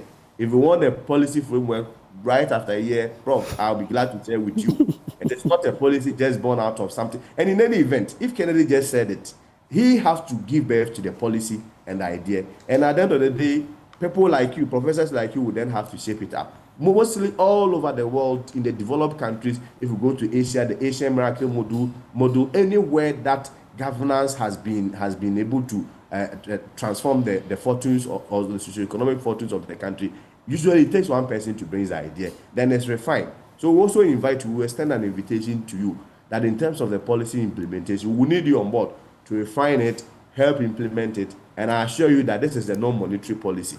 It's going to stimulate growth in the other regions, make sure that we indeed choke Greater Accra and make sure that the other regions also develop. And maybe you may even be able to take it up so that you start the piloting when Kennedy Agyapong, by the grace of God, gets the opportunity to also come and implement it fully. At least we would have been done with the first 1, 2, 3 years. Then we also proceed from it. Thank you. Well, Kwasi, so my news editor had just visited Presec, and I'm coming to you because you were at the Ministry of Education for a while.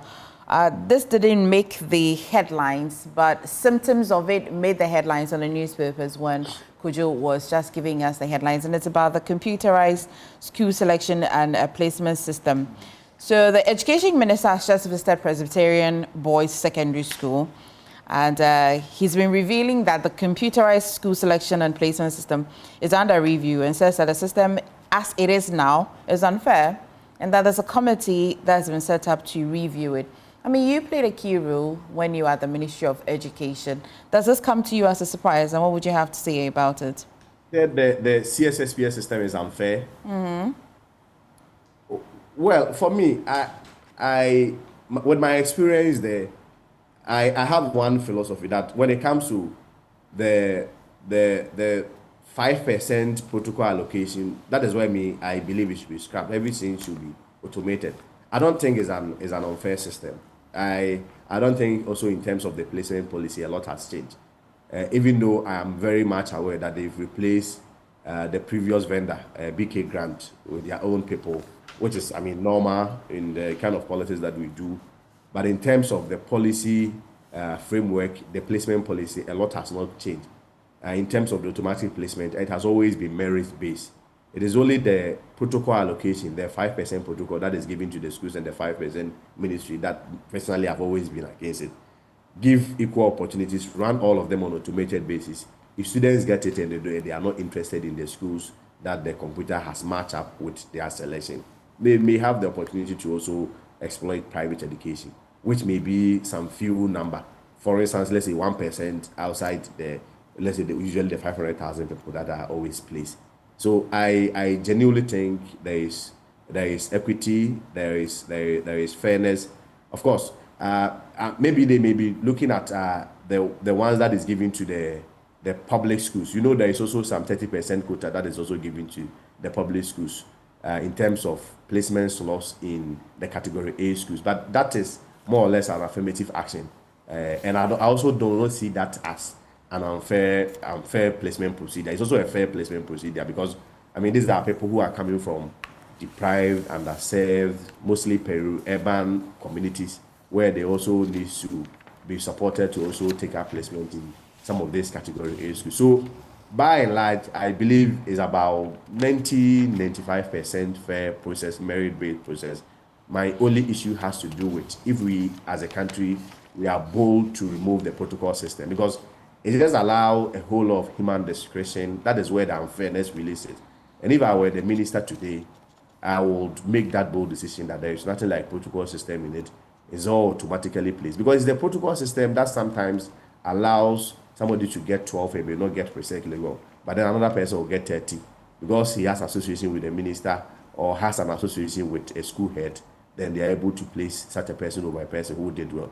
So the problem is with the protocol system, which if left for me, they should scrap it and make everything automated. Aside that, I see if much has not been changed in the placement policy, I see it to be a merit-based process. Prof. And I think that there's also a complaint about students didn't pick a school and they were placed there. Yes. In the tomato placement, I'll find it very surprised to believe. And not because the NDC is in government, so I should run it down. No, in the automatic, because it's just brand based on the algorithm and it's based on your input. So a lot of times parents do not take interest in the selection processes. So when students are placed, they then make a U-turn and say, oh, we didn't select there. So mostly request for their placement, their selection form and their placement form. Kwasi, as for this one, I have it here. Now the boy selected, I think 7 schools: Cape Coast Technical, Secondary Takrady Technical Institute, Takwa Technical, Takrady Community Technical Institute, Esipon Technical Institute, Abra Technical Institute, Axim Technical. But when he was being placed, he was placed at St. Mary's Boys Senior High School, Apawa. No, it is wrong. It is wrong. From the placement policy that I knew and was used to, it's wrong. If students do not select, you don't place them. You have to match them to any of the schools that they selected. But like I indicated, when they came into power, they changed the vendor. So I am not so much certain with the kind of placement policies that they've now made. Maybe they were only looking at trying to place everybody. But ordinarily, if students do not select, you have to give them opportunity themselves to select once again. There was a more reason why at our time, if you are not matched with any school, we let you go to the self-placement portal where you then, place yourself based on your own arrangements and how you what you want. So it shouldn't have been done, and that one I think is wrong if you ask me. Maybe just before a quick one, I wanted to chip in something about the decentralization of ministries. And I wanted to say the key thing in that is to actually decentralize the opportunities. The movement of a ministry just in name doesn't count. And if you look at even your own daily analysis here, it has Mahama launches 1.5 billion industrial park at Gomor Central. Yes. That is the concept already in motion here, taking huge investment and huge opportunities outside from. But the two are not the same. No, you see, you can either decentralize. You can either decentralize a ministry, or you can decentralize what happens in the ministry. There are two things. Are they the same? They are not the same, but the goal can be achieved easier with this. It's easier to do this because of the synergies between ministries. It's not easy to move them. That's why I said it's easier said than done. But you are already seeing a system where there is targeted geographical emphasis on development and spreading the opportunities across this country so that people in Gomor Central, for example, in the Gomor areas now, are going to benefit from 60,000 jobs. It's the same idea that he was arguing. I'm not saying what he's saying is wrong. I'm saying that that is another variant of it that is already being implemented. There's nothing wrong with that. Relocating ministries is different from... No. That's why I'm saying that sometimes you can relocate a ministry, but it doesn't actually bring the benefits you want. If you take a ministry to let's say the Upper East, but then you bring what the ministry is doing, let's say, still in Accra, the benefits, you are just going to have people working there. Okay. But the benefits doesn't generate. If you take the opportunities, if you take the policies down to the people, that's where the benefits are coming. I'm saying that, yes, locate ministries is one, but what is currently happening under the 24 economy, which the president went to launch, brings immediate benefits, which I think that is something we shouldn't sweep under the carpet. It's worth talking about. So you mentioned 24 economy. What is the habit? Yeah, that is what, you see, the difference between the 24-hour economy and what we used to know in the past is that there is an elaborate strategy behind 24 economy, and you see it being rolled out systematically. And that is why we said we launched, President Mahama launched this 1.5 billion industrial park under the 24-hour economy. Maybe the newspaper is lying before you, Kwasi, maybe read it, you see it. So that is within the same framework. So you say we're going to create jobs. So if I'm an ordinary Ghanaian, my focus will be how many jobs he's been able to create now. Because you're talking about some 3 shifts, 1 job in a day. That's what I'm interested in. You see, but you were talking. I don't want to go down that line, but I was telling somebody yesterday that before I left the university, fine, I was a director of a center, so at the level of a dean, I had a lot of allowances. But if I was just the level of an associate professor, my salary was around 16,000. It was worked several years to peg it at about 1,500. You know, when I was leaving, what my salary was worth? $600. Today, that same salary, because of the prudent management of the economy, that 16,000 is above $1,000 again. So that is what we are talking about here. If you want to measure the impact of the economic performance of this government on the Ghanaian citizens, that is how you need to look at it. The same analogy can be applied to teachers, can be applied to security services, and so on. That is what we mean by actually delivering on the low-hanging fruit, that is improving the economy, so that people who even are earning as little as possible can find a livelihood. The next step is to actually create fiscal jobs by boosting industry, which we are also beginning to do. I don't want to be distracted to talk about that, because I was only saying that the idea that Kennedy Agyapong has mentioned, which I know he won't be able to do because he's not even going to win in the first place, is already being done by President Mahama. If you think their system is rigged for one person. He knows it. He doesn't want, their system is rigged for one person to win, which as an NDC member, I'm very happy bringing him again. But having said that... We will disappoint you. Dr. Bawumia will not come. We will not give you a week. Did I mention Bawumia? I didn't mention Bawumia. But Prof, you mentioned something that when you were leaving, your salary was $600. I'm saying that it was pegged at 1,000 at the time they were negotiating. Yeah. But by the time I was leaving, let's say an associate professor at the time, you would have gotten around 16,000 Ghana cedis. Yeah. Because of the depreciation of the dollar, it had come down almost to 600-700. How so? How did Yeah, because the dollar was way stronger. So my 16,000. The dollar was, say, even if you peg the dollar at 16. When it was 17, 18, I was down around $600-700. That's what I mean. It was $941. But that was supposed to be 1,005. Yeah. That was the idea. Now today it is gone up there because of the. Yes, the semantics is just there to tell you that at least just by improving the economy, strengthening the city, with fixed incomes, people are witnessing improved disposable income. That is all I'm just saying here. Okay. So it's not just the fiscal creation of the jobs that matters. It is the hardship that people who are even working are enduring. That is a challenge. And that problem is being addressed by improving the general economy. That is all I was just driving home here. Okay. But I haven't said that. I think that we need to commend the Minister of Education for managing the placement system. Review is a normal thing. Any point in time, you can review things. So I don't want to politicize the issue of the computerized placement system. Yes, it had problems. The idea of changing the vendor also allows a new face to come in. There is nothing politics about it by saying that we have replaced him with our own person. That is, I think, quite disingenuous. Hey, Prof, you respond to everything. Yeah. All I'm saying is that we try to improve it by reviewing it. And review is a normal thing that anybody who seeks improvement should do.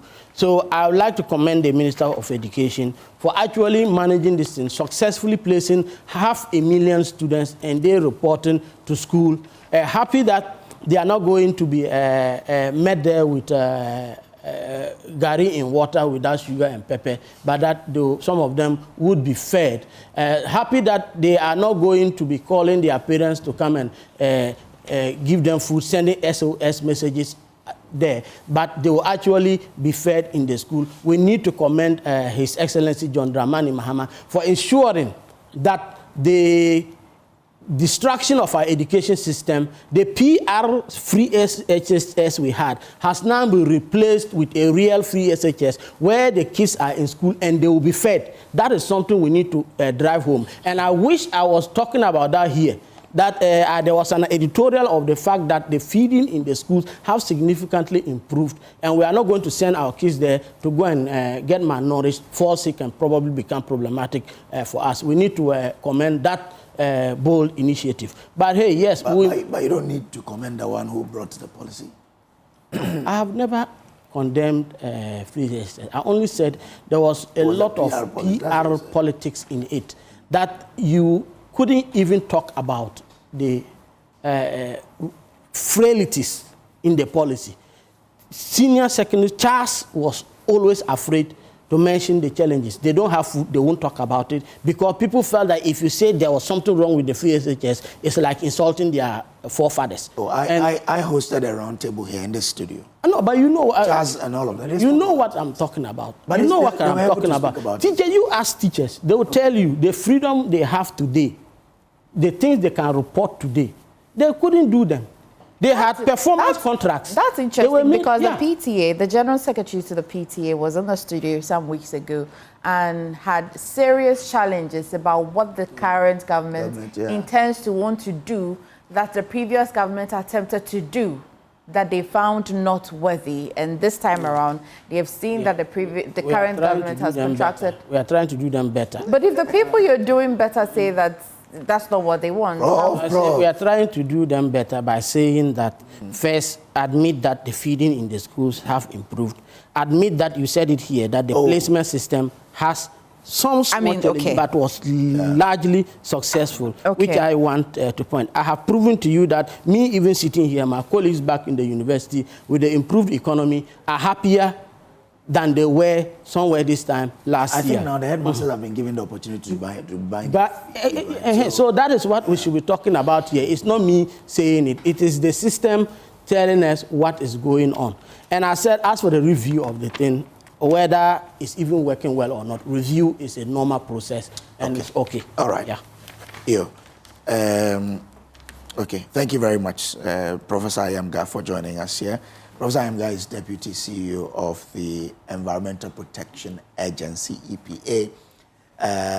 Lawyer Kwasi Kwarteng is a lecturer and a campaign spokesperson for the Kennedy Agyapong campaign team. A friend of mine, Bernard Yankee, in Ahanta, always wanted me to tell Kwasi that is listening to you. So Kwasi, a friend, Bernard Yankee, is in Kejeburi in Ahanta, where he says hi and he sends his regards. Is he a delegate? But, Bernard, I'm so Kwasi knows it. But let us not go there. I'm sure Kwasi. I want to know whether he's a delegate. That's all I'm just asking. Maybe you vote for us. That's the most important thing. Maybe Kwasi knows. But let's take you to Cape Coast. Of course, we want to say thank you to both of you for joining us for the news review. And we say, of course, all the best on your journey to hopefully becoming the flag bearer for the party. And Prof, well, thank you for joining us in the studio. Next time when I meet you, we're going to have that conversation about the Professor Kluche saying that the minerals in the forest reserves, we can mine it responsibly. Yes. And with Parliament resuming, that ally is nearly going to be revoked. Yes. And I want to see how you're finding a balance to that next time when we meet to have this conversation. Yeah, well, I look forward to it. Okay. Well, let's take you to the beautiful University of Cape Coast and to the SGS auditorium where our colleague Jacqueline Ansoma Yeboah is standing by to give us a peek into what we should expect when the NSMQ finally kicks off. Jackie, what's happening? Take it over.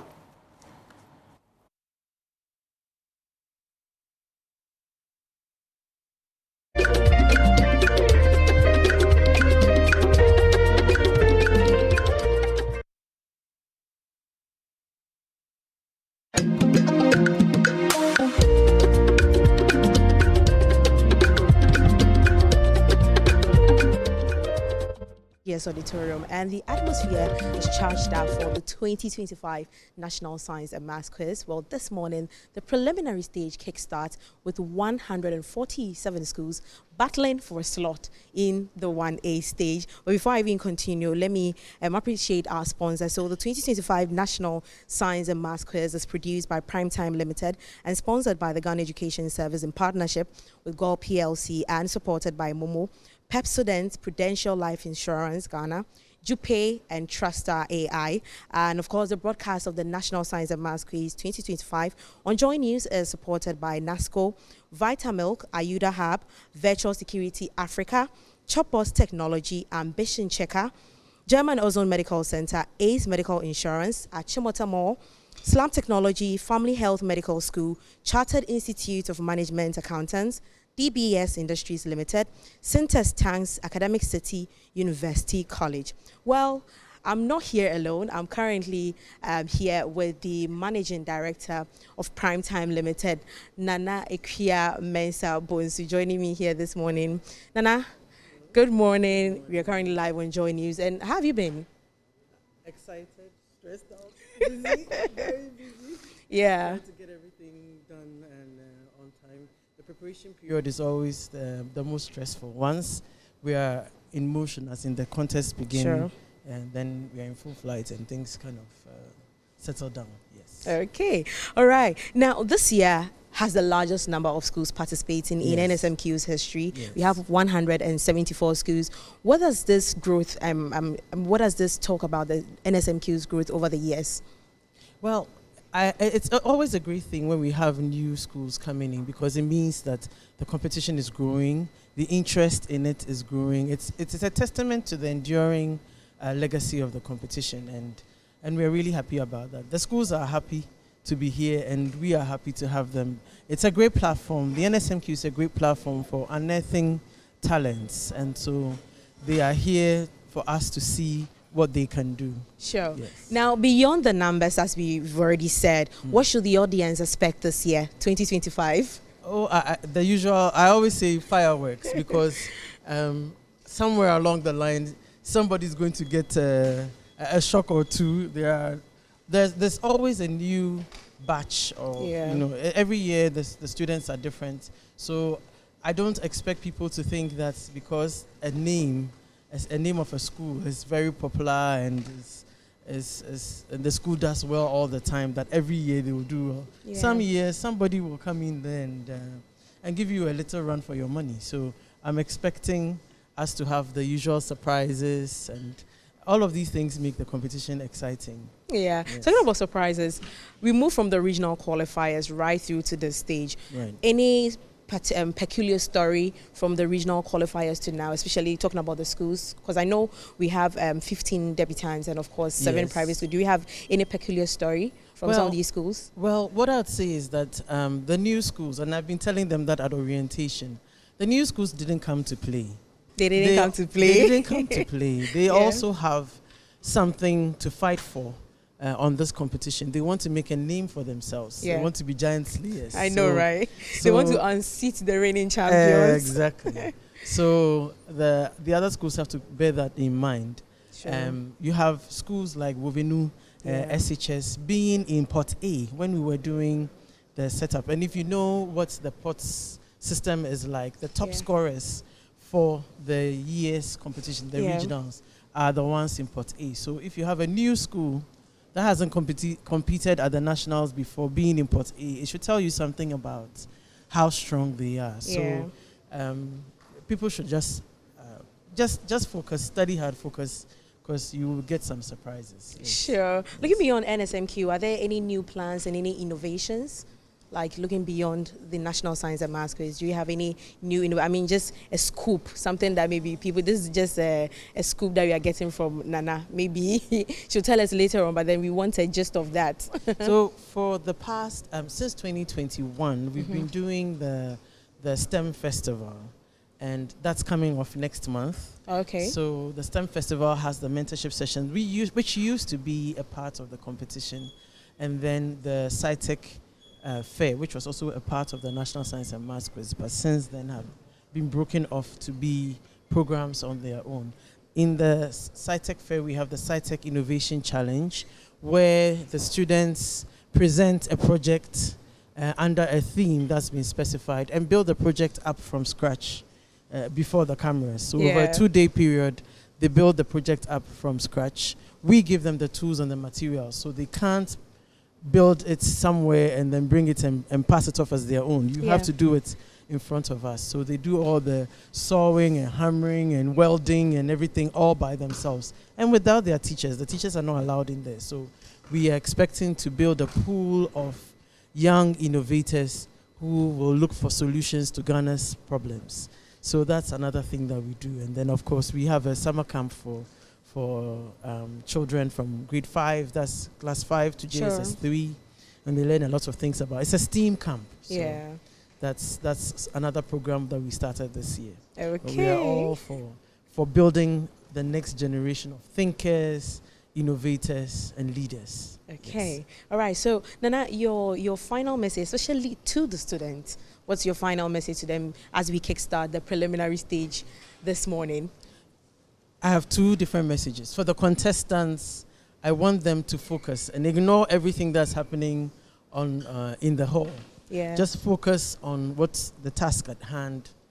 Take your time to listen to the questions. Sometimes the contest is lost, not because the contestants are not good or they are not strong, but because they are impatient. Oh, okay. Especially when it comes to the speed race. Yeah. They might ring for the bell before the end of the question and then get it wrong because the values are not what they were expecting. Yeah. So I need them to take their time, listen to the questions, pay attention to the rules for each of the rounds, and do a good job.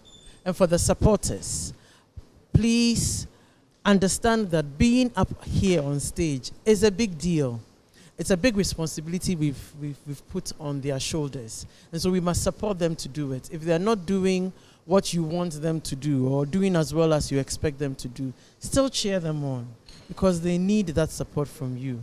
And they need your understanding and grace, because it's a lot of hard work up there to answer the kind of questions that they are being given. Please don't bully them on social media. It's every year we have to talk about that. No cyberbullying. No cyberbullying. Please cheer them on and appreciate the work that they are doing.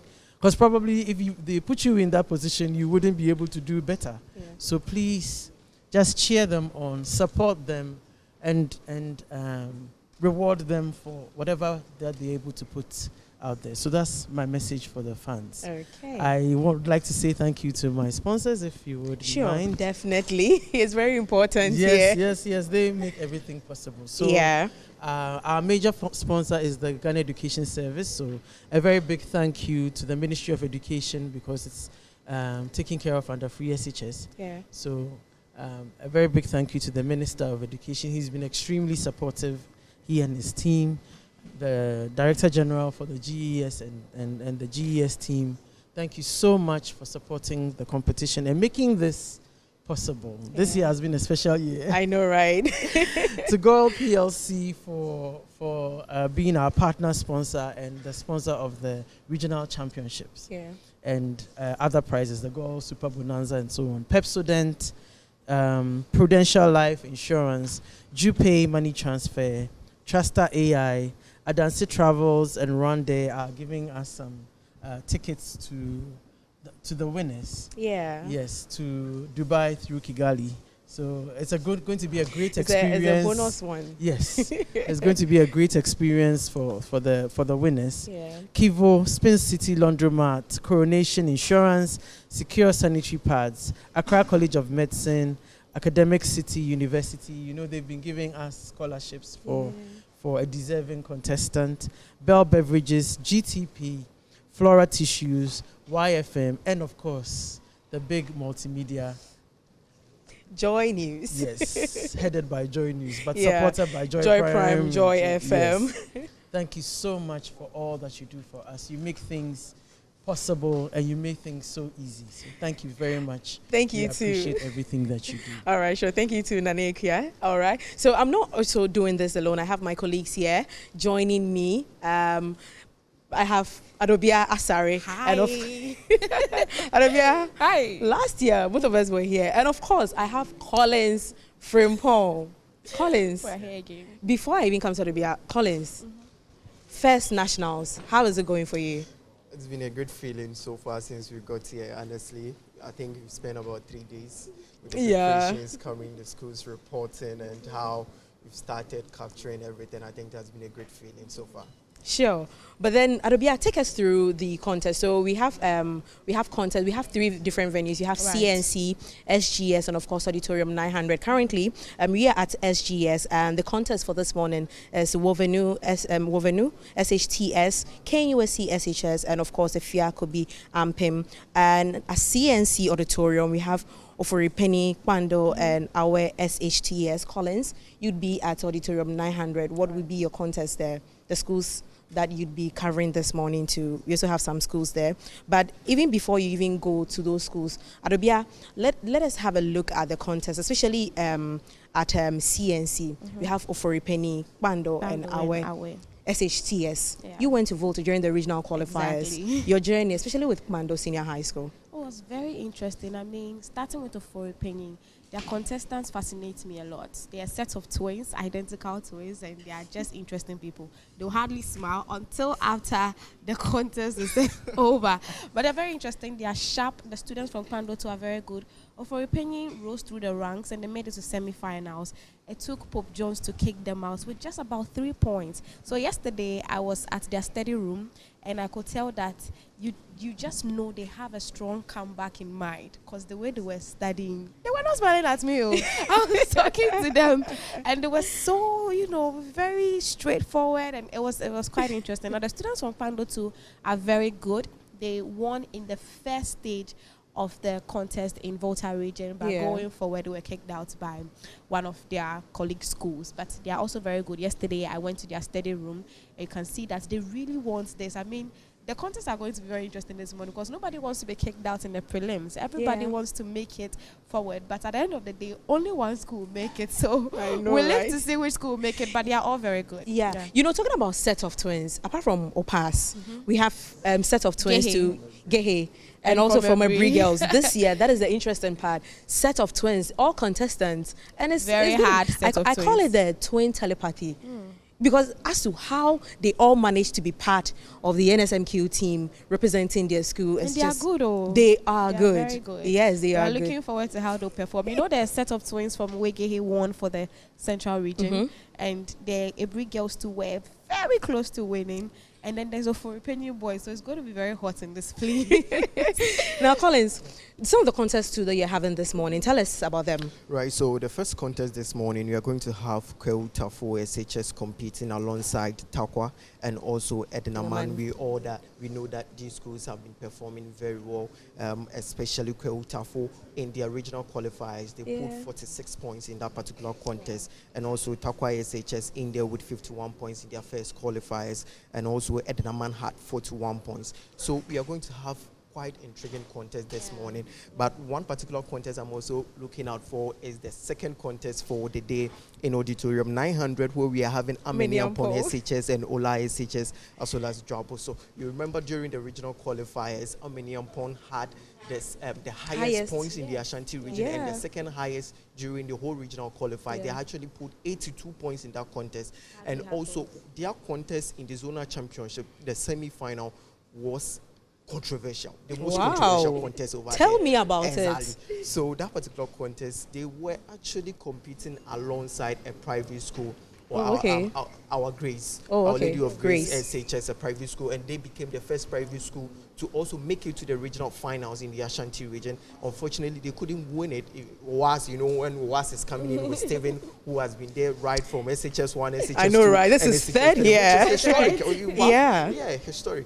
So, but Ameniampong, during that particular contest, the final round, before we were going into it, the final contest, the last one, they actually were tying with the private school, and at that particular point they needed a tiebreaker.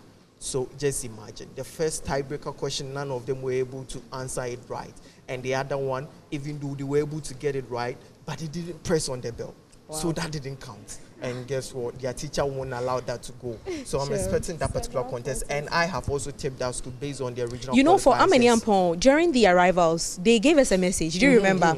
We should tell the seeded schools to hold their seats very well because they are coming for it. That was their message. 2024, they were a seeded school. Yeah. So they lost that. So promising that they want to take that particular position back again is something that I think is not beyond them. They can do it. Yeah. And well, if you speak to them, they want to win it. They just don't want to be a seeded school. Let's talk about the 15 newbies. Yeah, sure. So we said it earlier. So 15 new schools, and also we have 9 private schools this year. Yes, we have interesting. Some of them have very interesting stories. First of all, I'm going to run you through the 15 real quick. We have Pram SHS, Accra SHTS, Mankesim SHTS, Agona SHTS, Atefua SHTS, and most of them are technical schools.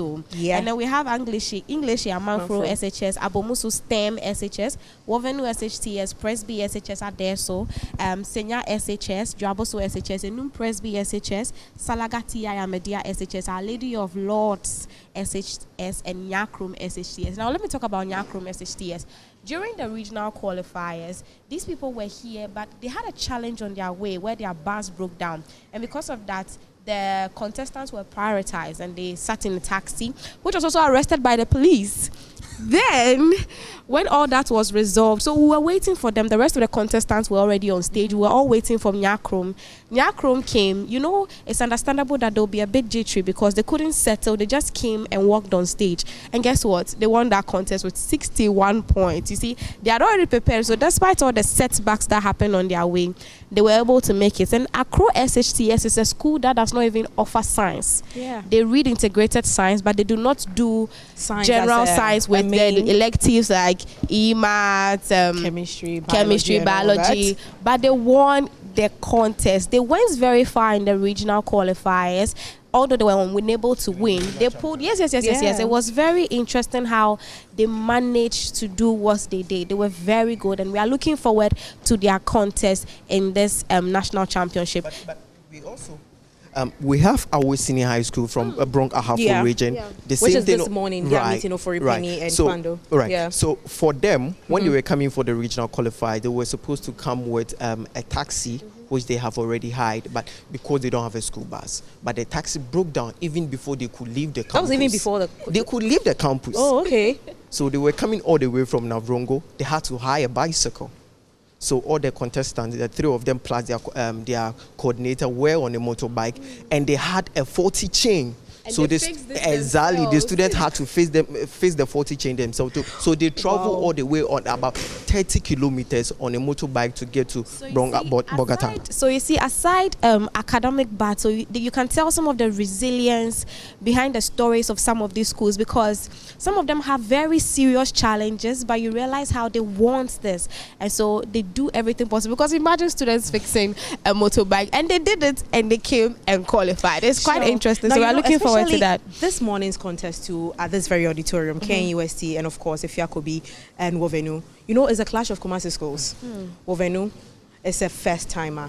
And talking about KNUST, over the years, KNUST, the last time I quite remember in 2016, they kicked Presec out. That's interesting. That's an interesting one. In 2018, they met Presec and Infantipim. They whipped them.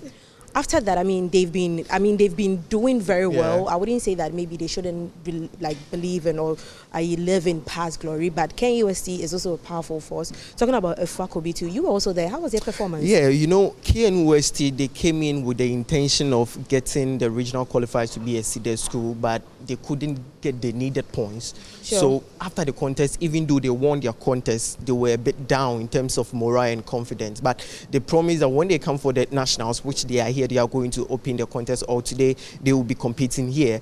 They are promising that they want to gain that particular slot as a seeded school. So they are hoping, even though they want to win, but the main target is that. But we have Efuakobi who also are coming in, even though they didn't win their contest. But you know, the NSMQ rule says that during the regional qualifiers, if you are able to secure at least 40 points in your contest, you automatically qualifies to the national championship. So that's why they also were able to qualify. But it's going to be a big contest there. Yeah, Two it schools is. from the Ashanti region, but you know we are having St. Louis and also Kumaka also coming in. That was what I was about to say. That is, you know, they don't want us to say it's going to be the clash of the Titans, but St. Louis, Kumaka, and of course you're going to have Bumprugu. SHTS. That contest will be live on Joy News and it's going to be happening at Auditorium 900, the last contest for the day. That's going to be a very tough contest, a very tough one. Which school are you tipping, by the way? So looking at how the whole regional qualifiers went, you know, I covered the northern parts. I saw Kumaka. Kumaka actually became the first school in the Ashanti, the northern regional qualifiers to get the Gold Radio Bonanza. Oh, okay. You know, that particular contest, you need to pick 3 out of 4 of your radio questions, and they did that. The first school, even though they were able to qualify to the zonal championship final, they couldn't win it because they had was, and again, Stephen is there, they will make sure that they don't win it. But looking at how St. Louis also performed in the regional qualifiers, even though they qualified, I am tipping Kumaka to go ahead of them, but I would love St. Louis to go in there because of the this year the girls' school. We are so on the girls' school agenda for the first time. Yeah. I don't know which schools are you tipping today? To win the national championship? No, today. I mean, to proceed, to book a slot in the 1-8. So I'm really tipping the twins from Oforipenyin for the first contest. We'll talk about the rest of the contest. But as we are talking about the school squaring up, I think it's worth mentioning quickly that Wovenu is also a new school, which is a threat to the rest of the schools because they are very good. Yeah, they won in their contest. Yes. They did. With about 60-something points, and that was very impressive. So they have told me to tell all the rest of the schools coming to watch out. Well, you know, one thing about NSMQ is the fact that you don't need to underestimate any school. No. You don't need to underestimate the fact that you have a name doesn't mean that you automatically get a wild card to, qualify to the next stage. So watch out for Ovenu. But then, Collins? Yeah. So we have the regional champions.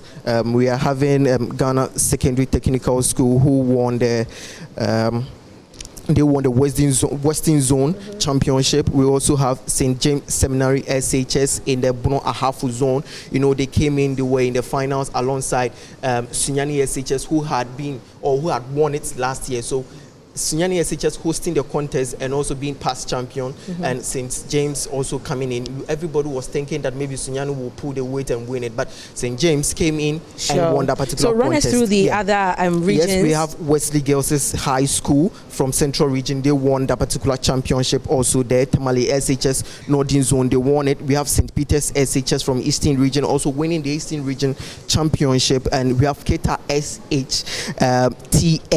Yes, another strong school there that likely everybody can tip them to win it though. So they won the voter OT. Sure. You know, real quick, before we even go, we have some of the schools here, the students here. Let's just have a word from them as to what you're expecting. But before that, let me acknowledge our sponsors. We have the 2025 National Science and Maths Quiz. It's produced by Primetime Limited and sponsored by Ghana Education Service in partnership with Gol PLC and supported by Momo, PEP Students, Prudential Life Insurance Ghana, Jupe and Truster AI, and the broadcast of the National Science and Maths Quiz 2025 edition on Joy News is supported by NASCO, Vitamilk, Ayuda Hub, Virtual Security Africa, Chopos Technology, Ambition Checker, German Ozone Medical Center, Ace Medical Insurance, Achimota Mall, Slam Technology, Family Health Medical School, Chartered Institute of Management Accountants, DBS Industries Limited, Synthes Tanks, and Academic City University. So briefly, I have one of the students here from KNUST. We just want to kindly come closer. We want to find out from you, what should everyone expect from your school this year? Okay, you must expect the best from us. We will do our possible best to win anytime we meet any contest. Now we. Thank you. So, the best has always been the generic word. Any other word from the best? What should everyone expect from? Because we know you wanted to win the regional championship, but then you couldn't, but you're back here.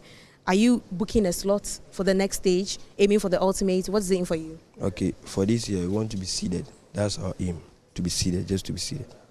Okay, all right. Right, that's their aim is to be seated. Now, I have, thank you very much. I have students too from Efuakobi joining me here to the SGS auditorium. They're also part of the contest this morning. Let me speak to their coordinator. Now, you're here, compete. It's going to be a clash of two Kumasi schools, and we have one newbie. What's your message to everyone this morning? Well, we are here to do our maximum best. At least, we know that we all train, so the best school wins. With the best school winning. Yeah. Let me speak to some of your students. What's your message to Wovenu and, of course, the other school, KNUST, that you are meeting? What's your final message? Look into the camera and tell us. Okay, so what I would tell them is that they should watch out for we are coming. You are coming, eh? Yeah, we are coming for them. We are coming for the trophy. And then we are coming to qualify for the preliminary stage. Okay. So they should watch out. Do you hope to be the first girls' school to win the National Science and Maths quiz? Do you see your school doing that this year? Yeah. I'm expecting that from them because we are coming. Like, all I would say is that they should watch out. We are coming. And then we will be the first girls' school to excel in this quiz. And okay. Then, All right, sure. Thank you very much. You're welcome. Okay, so we're still here. I mean, we'll be bringing you a lot of details that transpires here from the various auditorium 900, CNC, and of course SGS. Over to you back in the studio, MFR.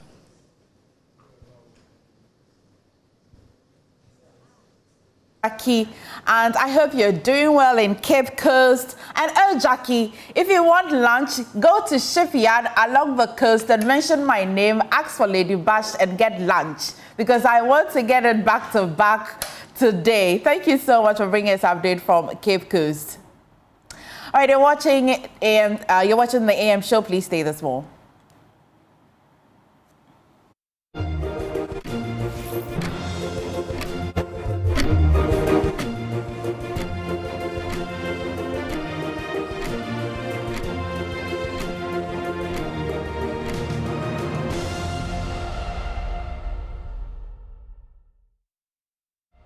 You're watching Joy News, and today we've been fortunate to have the man who has been given the task to try and make sure our transport sector is working effectively as it has to, especially for those of us who know how efficient the railway could be, to count on him to revive the rail sector, a sector that is really begging to be saved. And he is a man whose name really intrigues me, the Transport Minister, Honorable Joseph Nikbe. Hi, thanks for having you today. Thank you, and let me, on behalf of the Ministry of Transport, say a big thank you for giving us this platform to be able to reach out to our people concerning the activities that we do in our ministry, and again to share light on the Ghana Transport Fair that we are going to have from the 22nd of this month to 24th of this month. So once again, thank you for giving us this platform. But I must say that I didn't know you are this giant of a man. Anytime I see you are sitting behind a table, I thought that, oh, this man will be quite a short man. Well, you have height. That is true. But we thank God for height. Yes. Okay. Now, let's talk about the transport sector before we get into the fair that is going to come up. Recently, we had a very bad news on the Water Lake, but we also have heard about the promise of some 2 bridges over the Water Lake. Where are we on this particular project? Thank you, and once again, let me express our condolences to the bereaved families. This is something that should not be happening at the rate at which they occur. Traveling is one of the areas that creates business, that makes economies function, movement of people and goods. Our brothers and sisters who live along the lake or along the rivers and the sea also have an opportunity to have a travel that will be by water to do their daily activities. However, in this enterprise of movement, they come along with this accident that we experience. Our issue is how to reduce it to the minimum, so that even if we cannot avoid them, they should not be occurring at this rate. a single accident that took 16 lives. And most of them were children. One of the issues was that 7 family members, the same family, 7 people died in that accident. I've been there. Thankfully, Madam Vice President also came along. We have visited the families and we have been able to talk to our people. And like I said to your sister station, we have deployed a lot of safety officers along the water bodies to do sensitization and education. What we are trying to add is enforcement and compliance. These safety officers, though they are doing education, we have mapped out all crossing points in our country. So we know where each crossing point will be. That is where the station officers will be there to do the education. It is simple. Whether you fly in the plane, you wear your seatbelt. When you are in a vehicle, you fasten your seatbelt. When you are behind a motorbike, you wear your helmet. So in the same way, when you are in a boat, you are supposed to wear your life jacket. It is a lifesaver, and that is very important for all our people to get to understand that once they go through their daily activities, they should also take this caution, this precaution of safety, and be able to operate and do their businesses, still having their lives and property. There are 2 challenges there. One, we understand of the overloading of canoes. 2 is the unwillingness of the resident to put on life jacket. What is the ministry doing to tackle these? So with our safety officers that we are deploying, even where this incident happened in Kitikrachi, we have put some safety officers who are doing education. Like earlier on, spoke to your station on the day I was at Kitikrachi. We have stationed a search and rescue vessel. We just acquired it, and it was delivered last month to Pando Toko. It is stationed at Pando Toko to be able to rescue should there be any issue of accident on the Volta Lake. We are also creating an office in Nakusombo to oversee the day-to-day surveillance on our waters regarding safety. Now, what our safety guys will do is to ensure that they will look at the capacity of each boat. And if you are supposed to take 10 passengers, you do not exceed. And that is to prevent overloading. And again, when all the 10 passengers are on board, they are all supposed to wear life jacket before the boat will be allowed to move. But should you violate the orders, we will now begin to prosecute boat owners and operators. Over the years, they've gotten it free that any accident, we all rush the Ghanaian way to express our condolences, mourn with them and grieve with them, and at the end, they go scot-free. From now, our safety guards are the points of contact to be able to know you owe this boat, you didn't comply, and this accident has occurred, you will be held responsible. So you're saying that from now, if we hear of an accident and they say the boat was overloaded, we should hold your safety officers accountable? Definitely, I will be responsible in holding them accountable. But their duty is to ensure that they report such issues to the police for prosecution. Because we cannot continue education without enforcing. Okay. So we are adding that point that, look, we will deploy our officers there. They will be there to ensure that you don't overload. But sometimes these things happen at the blind side of everybody. So maybe in the night, everybody has closed, and then you have it yourself and you are just loading. This particular accident, 24 people with their goods in one boat. Definitely something went wrong. 16 lives. But that's in the night. If in the day, we don't expect the boat to overload because your men will be there. So definitely we also call on the individuals, the community leaders and other stakeholders to help in this enterprise of ensuring that our people are safe when they are traveling. We know that in Ghana, if you leave that to the people, will do whatever. Yes, they are only going to complement the efforts of government in ensuring that they comply with whatever directives that the Ghana Maritime Authority is imposing on them. So boat owners will be forced not to overload. Definitely. And if they overload, your men have the right to stop them from going. Definitely, and it will get to a point that will not allow you to operate commercially with your boat if you don't comply. Okay, interesting. But what about the bridges? Because we are interested in those two. You are taking me to my brother Kwame Agbaja's area. Oh, the Ministry of Roads, the river. The Ministry of Roads and Highways is responsible for the design, construction of roads. But what I know is that the Dambai Bridge is given on contract, which the contractor will soon start work, and I believe it will help. But you know, that is not even one of the dangerous spots. Okay.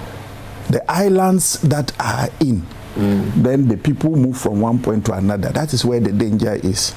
And so, yes, the bridge will come and help, but we will also need to continuously educate, sensitize our people when it comes to safety, what they should do. Wear the life jacket. It is a lifesaver. So do your men, are they at all of these island communities? No, no. But as we begin to recruit and post, we will have, like, we are trying to do a kind of patrol. With the vessel that is in Kwandu Toko is called Mate Kole. That vessel will also be doing patrols, and so it spots you overloading. They will either escort you or escort you to the bank, and also give you some kind of education and ensure that you don't repeat it. Okay, that's a good thing you're doing there. Now, away from the water lake, let's come to one important, area in your ministry, railway. Where are we? What are we doing? Rail is the way to go. Rail is also one of the land transports that can carry larger volumes of cargo and also persons, linking trade and also tourism. So rail is the way to go. Now, we inherited a sector. There was a road ministry. We inherited a sector that was totally non-functional. That is why you will hear that several of our railway company limited workers were unpaid for some period of time because the system is not functioning. They are not able to generate the needed revenue to sustain their activities, and for that matter, they cannot pay their workers. A lot of contractors who had contracts with government had abandoned site because of unpaid interim payment certificates that were raised. And so what we did was, with the guidance and blessings of the president, we engaged the contractors. And I'm happy to note or state that one of the contractors, called Amandi Construction Limited, has returned to site in the western region. Now, we are talking to the rest of the contractors. You will hear some few days ago we had gone to put the Tema and Pakadan rail on track to begin running some services between Accra or Tema and Mpakadan. That one is a multimodal system arrangement. We're looking at from Tema to Mpakadan through the rail, then from Mpakadan to Bupe by the water lake transport. That is the vessel that will also continue from there to Bupe. Then from there, road transport vehicles will also continue either to Tamale, to Bolga and Burkina Faso. That kind of integrated system of transport. That is what we are looking at. And mind you, is Excellency the President's vision. People who are going to Bupe now have the option of doing Accra, Tema, Pakadan, and continuing on a vessel to Bupe. Yes. Not to sit in a vehicle all along. Yes. Yes. So there's a vessel running from Pakadan. Yes, the Water Lake Transport Limited was run some services. Yes. Interesting. All this is because of the president's vision of having an integrated multimodal transport system that will complement each other. So just say that, okay, if you are going to the US, you join Delta, you land in the airport, there should be a cab or a taxi for you to continue to your house. So definitely either you fly by air to Tamale and you want to connect anywhere, you should do another road transport. So if we have the rail functioning, the water transport also functioning effectively and efficiently, then we can have that kind of integrated transport system that will be able to serve the people in a more cheaper and in a more environmentally friendly manner. And since you started, is it functioning effectively? Very, very well. It was just the first day your reporters were there. One of our passengers mistakenly pulled the emergency brake, but people thought it was a problem. No. The moment the operators detected that the emergency brake was engaged and they released it, we continued. And since then, it has been moving. So it's running? It's running. People are patronizing? Yes, please. Okay. I guess you're happy then? Very. I was part of the first people to get the first right. So, okay. But you get daily update of how things definitely, are running. yes. But then I'm sure you'll be sad about what happened on the Western Rail Line, where Galamseyers had destroyed one of the old lines that the railway used to haul manganese between Takwa and the harbour in Takrady. That is a very sad one that when we talk of improving upon our connectivity in the transport sector, some of us will, for want of a better word, greed, because they want to become rich all of a sudden, will go and do illegal mining to the point where they will go to the right of way of the rail and do it under it. You remember we suspended the Tema Accra rail because there was this kind of erosion that one of the bricks, the bridges that the rail passes over was now hanging. We had to suspend the movement to be able to fix that problem. And it's the same way the Galamseyers are doing to us. So with the national security, we've gotten in touch with them to do some kind of patrols for us. But the point is that if you are a Ghanaian, at least show some little patriotism to your state, that you should not damage what all of us will use to further our business or to improve upon our connectivity. Even though we are using national security to patrol and to see how to prevent it, we are also thinking of appealing to them or talking to them to begin to understand that the rail will be connecting them, those villages, from one point to another, and that is where they can do their daily business. How much will it cost us to reconstruct that line? I'm told it's about 5 kilometers or so. It has to do with the range from Takrady to Hinu Valley, and Suta to Kumasi, and maybe to the Bankra Inland Integrated Terminal. So it is a whole stretch. It is not only the 5 kilometers that you have to be looking at. Even if you fix the 5 kilometers, it is not still enough to be able to operate. But what people confuse themselves with is the 7 or 8 kilometers to the mines at Nsuta, Ghana Manganese Iron Ore. That is where they get confused. But if we do not do the whole stretch to Kasi to Kumasi, we will not be able to operationalize the line.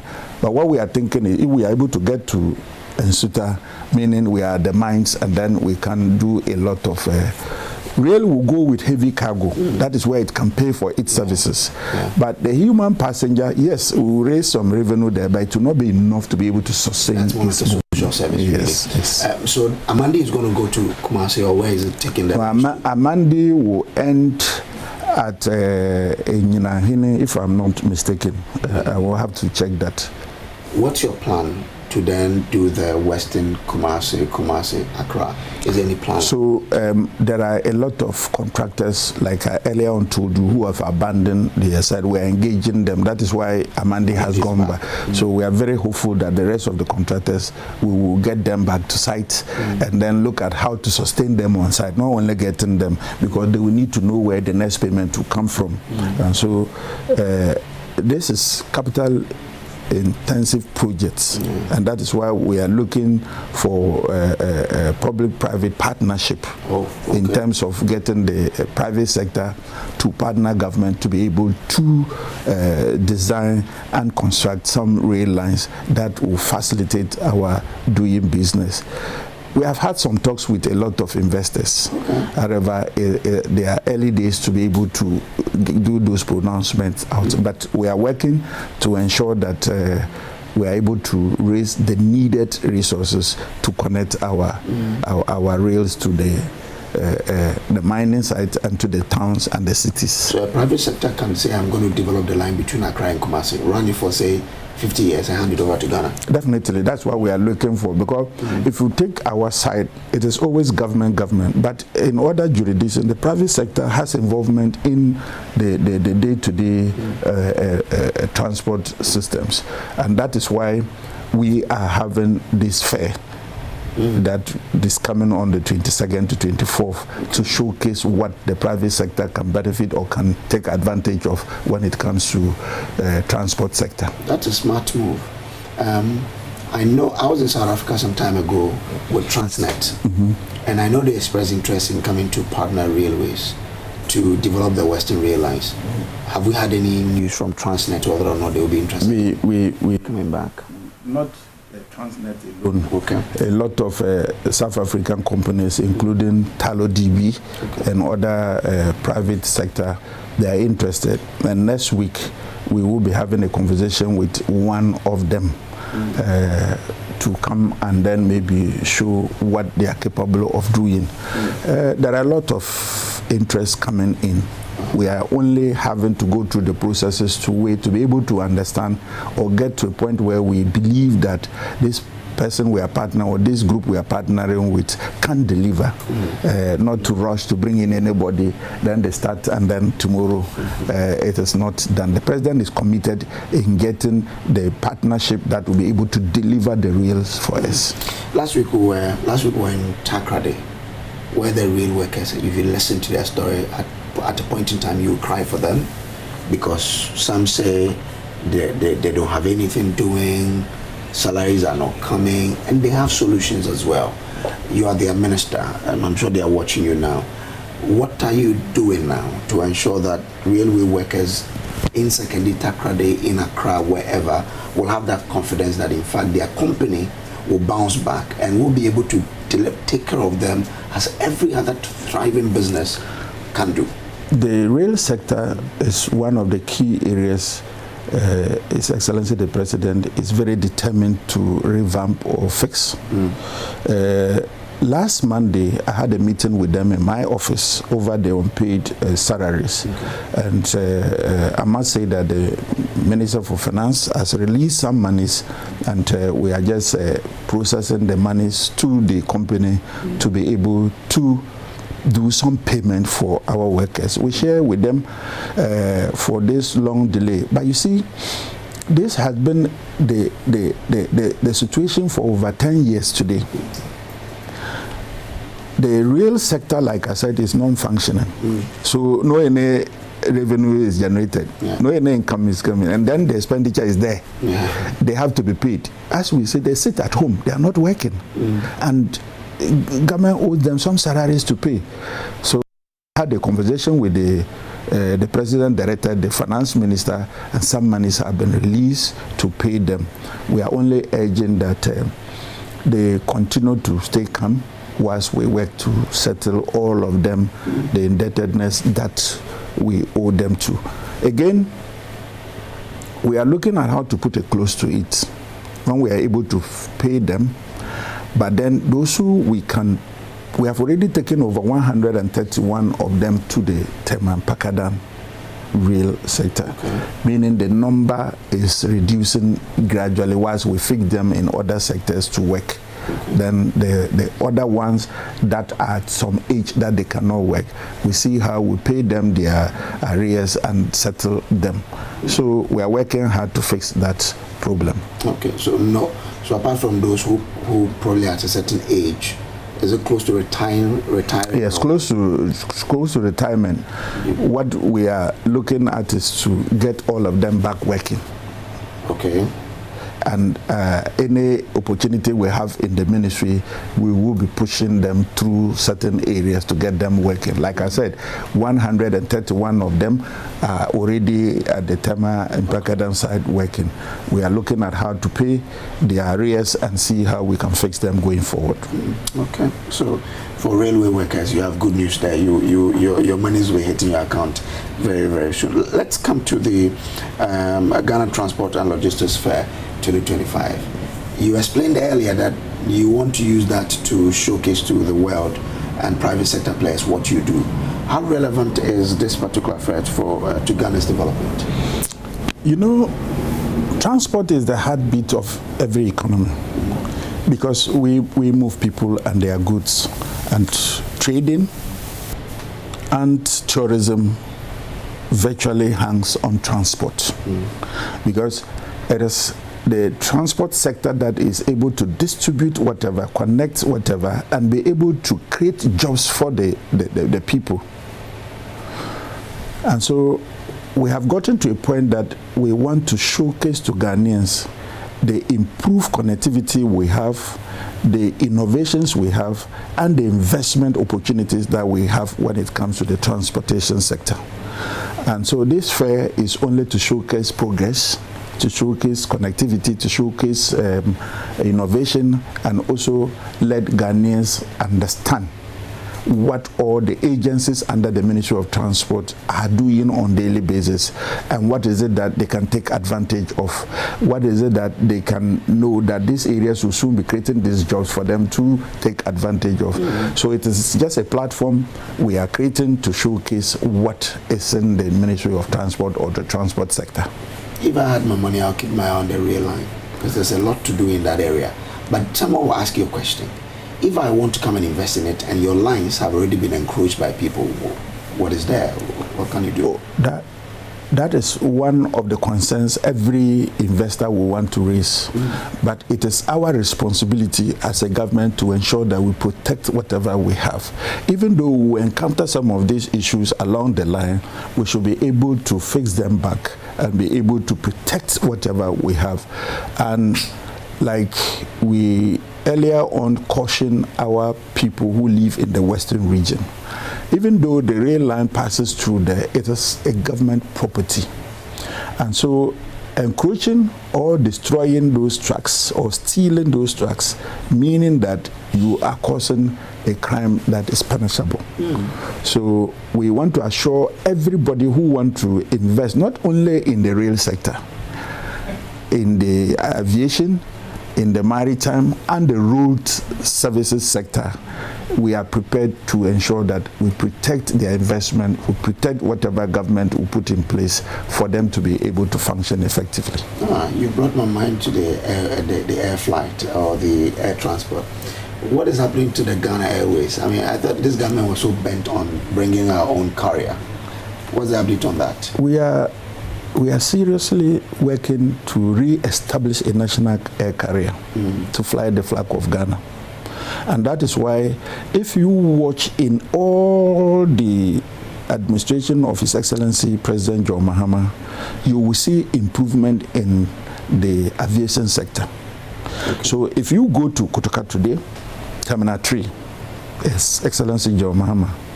If you go to Tamale, the expansion of the runway, the terminal was started, and even at his time, his first time, that was when we took the first pilgrims from Tamale straight to the Holy Land of Mecca to perform pilgrimage. If you go to Ho, where we are looking at making a maintenance and repair hub for aviation, it was done by Excellency President Mahama.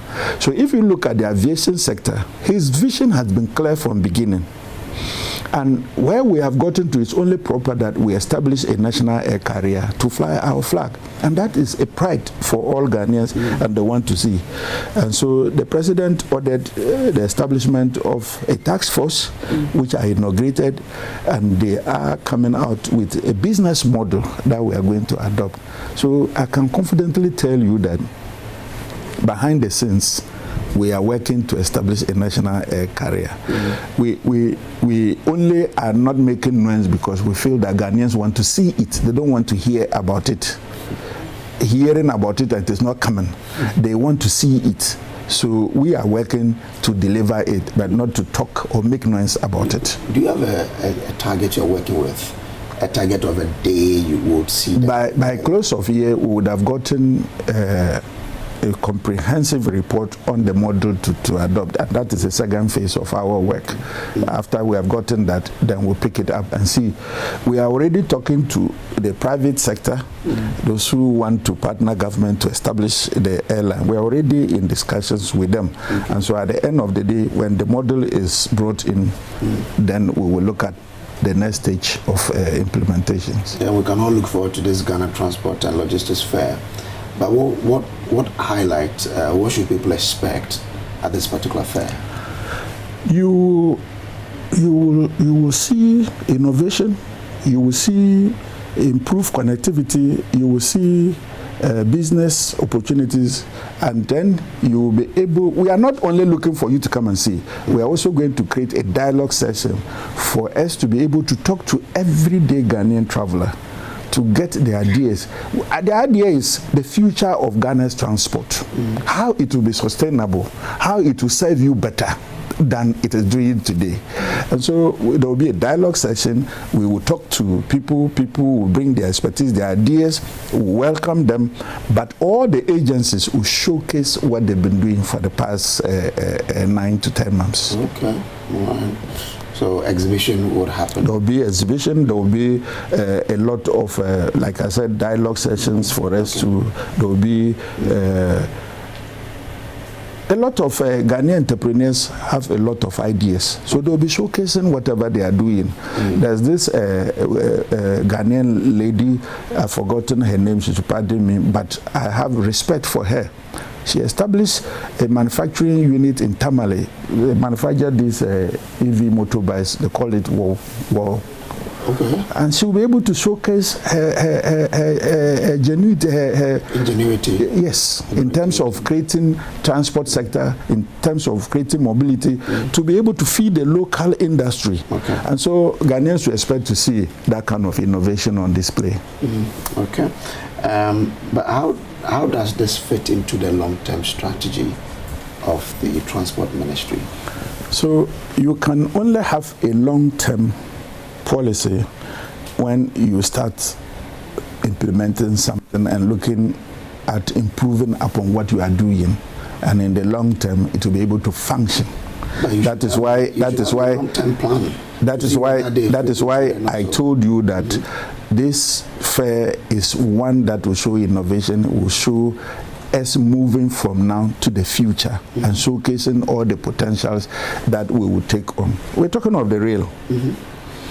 The investors will be able to see where we need them, the potentials in those areas, in terms of cargo, in terms of passengers, and how they can recoup their money if they put it. That is into the future. Okay. And so government policy is to do a master rail system that we have the western, the central, and the eastern corridors, all connecting through either Kumasi or Bupe, somewhere there, and up to the northern part of the country and to the landlocked countries. It's a long-term project. Another area we are talking of is the aviation, where you asked me about the national air carrier. It is a long-term project we are undertaking, and so this is where we can only showcase all those ideas and those innovations to our people. But when your colleague politicians are owning these long trucks that haul manganese between Takwa and Takrady, causing so much damage to our roads, will these people allow you to then construct the rail line, which is going to take them out of business? You are saying my colleague as in Ghanaians, or which of my colleagues? Ghanaians. Okay. Ghanaians. You see, and we hear that politicians do own a lot of these trucks. Well, they are not also excluded from doing business. Oh, yes, they are not. They are only filling in a gap for us now, because we do not have the rail system to be able to haul heavy cargo. Okay. And businesses will have to run. Yes. Those private individuals are using their vehicles to help carry goods, passengers and their goods. As to whether they can stop government, that is where I do not see. Because the president we have is not the type that he wants to do something and any individual can stop it. And we seated here are working upon his instructions, and we will ensure that it will get the needed funding, it will get the needed opportunities, and we believe in that partnership. You will see it happening. We are able to talk to Amandi to go back to site. Nobody has stopped that. So definitely we are able to bring in the investors. They will be at site and they will be working. Okay. Can they become investors in this new railway you want to build? It is open. The fair is open for everybody to come and look, see the opportunities that lies in the transport sector. I mean, we cannot get you alone to go and construct 1,000 kilometers of rail line. But we can raise about 50 or 100 who can do 20 kilometers, somebody can do 50 kilometers, and it will become a system that will pay for itself. Yeah. Because the rail will be able to pay when it comes to transport sector. It's able to take larger quantities of persons and even cargo, and it's able to connect anywhere in a more cheaper but more sustainable way. Okay. Mr. Nikpe, I am grateful to you for the time you've allowed us in your office to have this interaction with you. So the name is Joseph Nikpe, right? Joseph Bukari Nikpe. And Nikpe is right. I love you. But Joseph and Nikpe means the same thing. Oh, really? So Joseph. Sometimes I think I am Nikpe or Joseph. Okay. Yes. Okay, so Joseph has the same meaning as Nikpe. Okay. All right, thank you very much. I'm grateful. All the best. I'm grateful and thank you so much. All right. So this has been an interaction with the Transport Minister on what the Transport Ministry is doing. This fair is going to happen. You said the fair is going to happen from 22nd of this month to 24th of this month, October. Okay. That we want to call on all Ghanaians to come and see the Ghana transport sector that is improved, that is of innovation, and that is of more investment opportunities. What would the venue be? The World Trade Center. World Trade Center. Thank you very much. So let's meet there and see the opportunities available in the transport sector that we can all take advantage of. My name is Samuel Kojo Brace. I'll see you again some other time here on the channel. Thank you.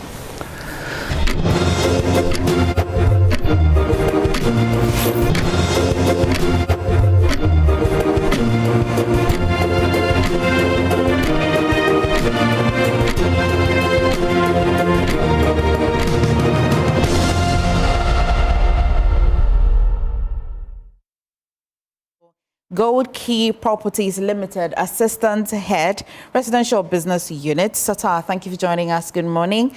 And then I've got, of course, the team, the marketing team from DPS Pipes, brightest, and Ezekiel Ahado. Thank you so much, gentlemen, for joining us in studio. Have you been right? Have I seen you already earlier? Yeah. I haven't. I have, yeah? Oh, great. Well, how are you preparing for the fair? Yes, we are actually putting things together. Okay. We are excited to meet our Ghanaian consumers, that's homeowners, and then those into the construction business. Okay. Okay. Ezekiel, I'm going to come to you. I'm going to pretend that I do not know about DPS. Before I come to you, of course, ladies first. So, Sata, tell me, Gold Keys Properties, tell me, what do you do? So, Gold Key Properties is a real estate developer, fully Ghanaian, and we've been in business for almost 3 decades now. We've been building mainly in prime areas of Accra. We've had our properties in airports, cantonments, East Legon, Abelenkpe, and now we are actually moving to Chado. Yes, so we've had our residential and commercial properties in these other areas, but now we have a new development in Chado that we are selling off-plan. What does off-plan mean? So off-plan means the building is not up, but then we are selling the floor plans and then the design. Okay. So which means you don't see the physical property, but then you are giving the idea of the property, and then you get to make a pick and then you purchase. Yeah. Okay. I'll come back to you. When I come back to you, tell me how long you've been in business and why you decided to be part of the EcoBank Journeys Habitat Fair. But Ezekiel, tell me about DPS Pipes. Okay, so thank you. For DPS, we have become more like a solution for all water distribution. So we provide you with PVC pipes, HDP pipes, PPR pipes. We have borehole pipes as well. So mainly these pipes are used for domestic purposes, your residences, agriculture, constructions, and we are also in other aspects as well. So basically DPS is a pipe solution. We don't just give you the pipes, we give you the fittings, its accessories as well. Okay. So everything you need in plumbing, you come to DPS, we provide. Okay. Yeah. At least there's one person at DPS that I can hold responsible and accountable, and that's Bright. Bright, what did Ezekiel leave out? Oh, he said virtually everything. Okay. Yeah, Okay. We are here to serve the Ghanaian people. Okay. Not just with offering you the pipes, but also the assistance to how you apply the pipes. Okay. Not everybody understands the piping system. So yes, we are here to educate people on the fair, how the right pipes to use. Is it that people really, they indeed purchase the pipes, but they're not using it well? They don't understand it? Normally, homeowners don't buy the pipes themselves. Yeah, So they the give builders. The builders. They give the opportunity to the plumbers to buy the pipe because they don't understand how it works. But we want them to understand whatever is being installed for them. Other than that, within a few time, you'll be having leakages, and then that will cost you more than the pipes you decided to buy on the market, which may be inferior. Okay. Well, so how long have you been in business? So Gold Key has been operating for almost 3 decades now.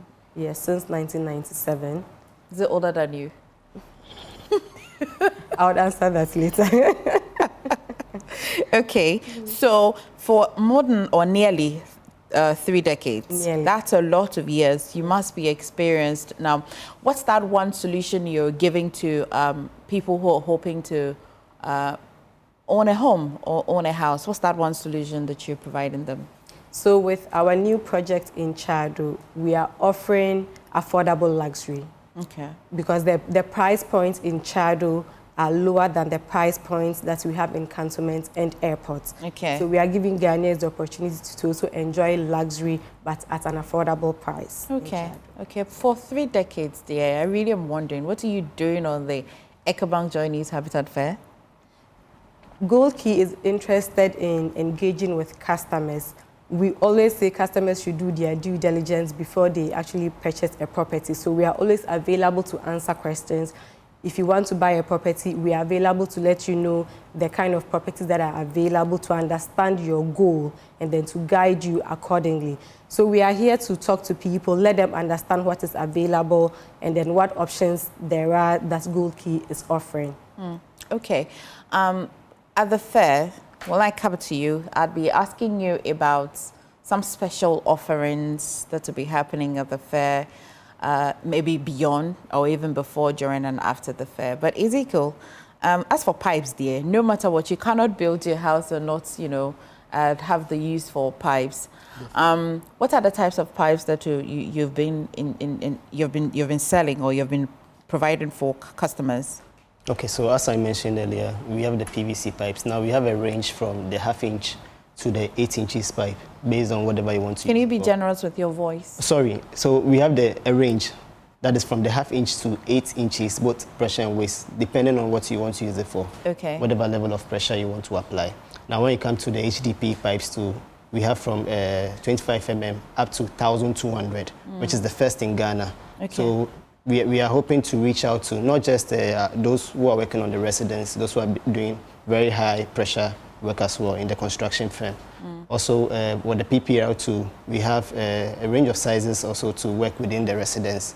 Then we look at your borehole pipes as well, anything that has to do with uninterrupted flow of water in your home. So the borehole pipe will help you to collect water when Ghana Water is not offering you any, and also the rain gutter pipes to also harvest water when there's shortages and all that. So it's basically a solution for distribution of water in your home generally. Okay. And everything, yeah. Okay. So these are the pipes. Bright, do you have any special offerings? That's the part I like. Any special offerings for the fair? Of course. We are always available for our people, and we have a variety of discounts. Okay. In different folds. For the construction firms, we have up to 20% discount for them.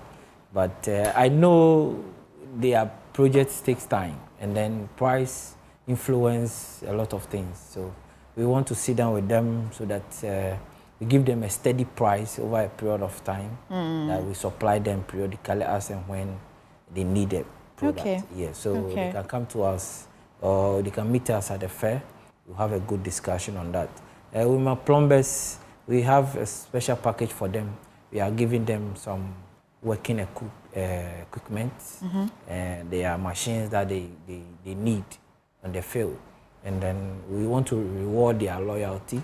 So the plumbers, if you are listening to me or watching me right now, when you visit a stand, there are terms and conditions to it.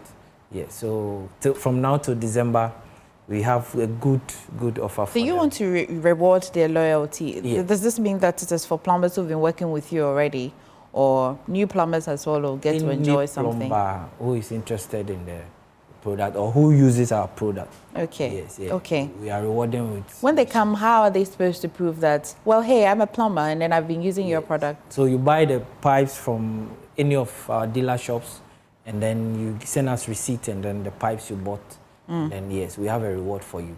Okay, that's really Also refreshing. the retailers, Okay. we have a special discount for them up to 15%. Okay, so there's the 20% for the commercial people. Yes. These are the The construction companies. Yes. This is what you call it. Then you have up to 15% for the retailers. Yes.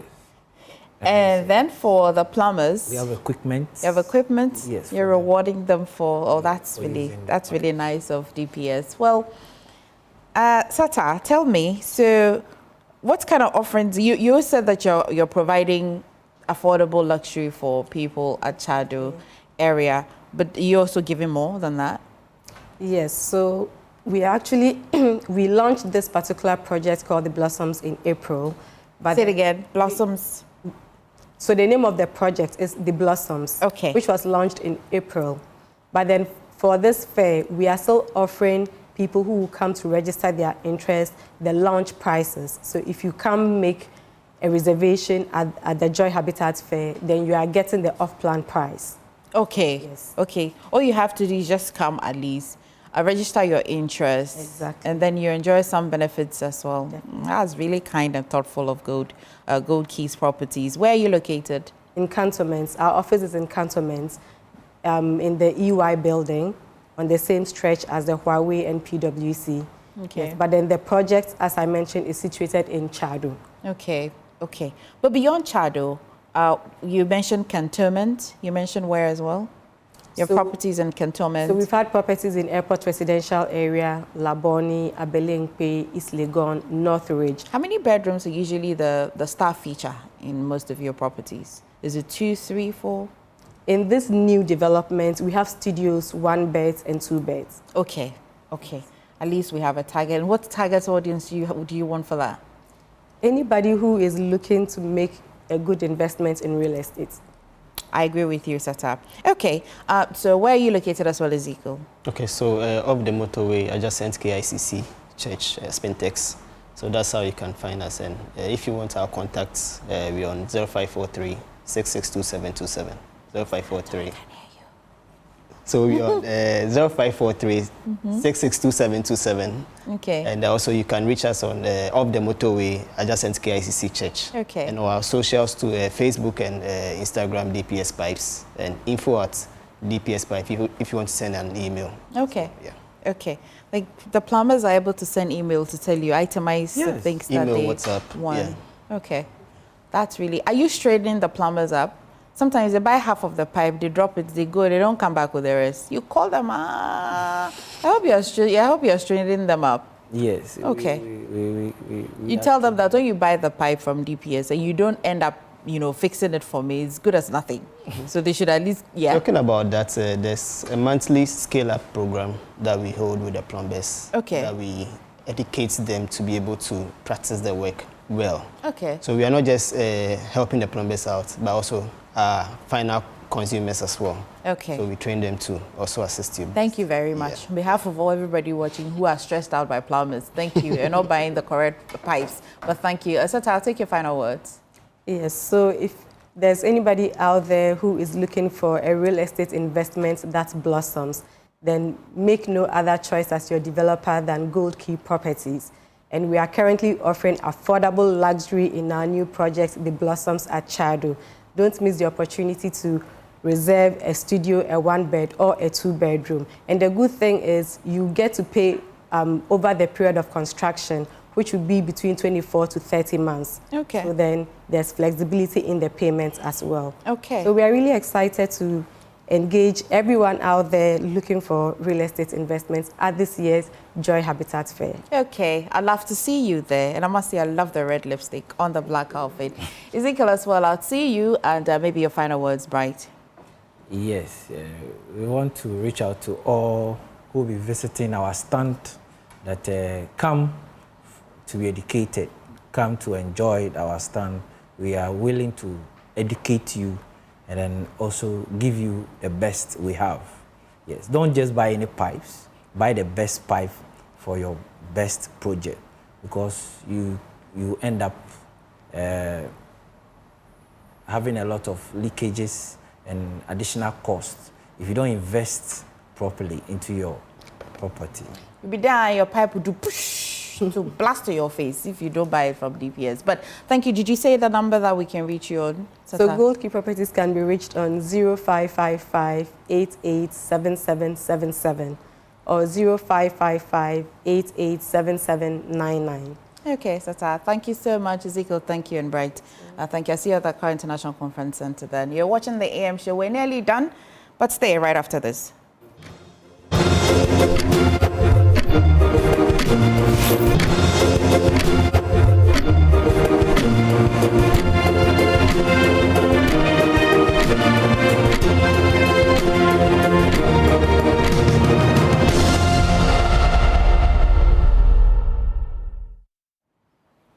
All right, so we're just about wrapping up the show, right? And a reminder that this show is sponsored by Kenoga Company Limited and also by Syntex Tanks. It's been quite an engaging moment with you, and we are grateful that you allowed us into your homes, your offices, and wherever you are, MFR. I'm super excited, and I won't wrap this show without telling the whole world that a congratulations to Etonam for winning Ghana's Most Beautiful 2025. Very well-deserving queen, especially from Mafi, my hometown.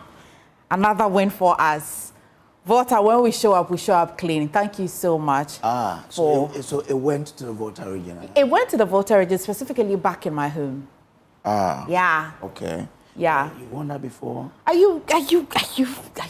Oh, I don't know. Kojo, please do your homework. You're sitting by a beauty queen. Well, thank you for watching the show today. Ghana, let's talk water tanks. Do you know the secret to real water storage? It's simple. If your tank doesn't have the tortoise on it, it's time to upgrade. Well, Syntex tank is the correct tank. That's right. The tortoise tank, Syntex tank, is the champion of water tanks. It's strong and it's durable. Built to handle organic whether rain or shine. Syntex tank has your bag. So my people, go outside, check your tank, and if it doesn't have the tortoise on it, well, it's time to upgrade. Join the Syntex family now, Syntex tank family now, and enjoy real water storage that's tough like a tortoise. Call them 0244-335-168 to buy now or find one of our 400 agents nationwide.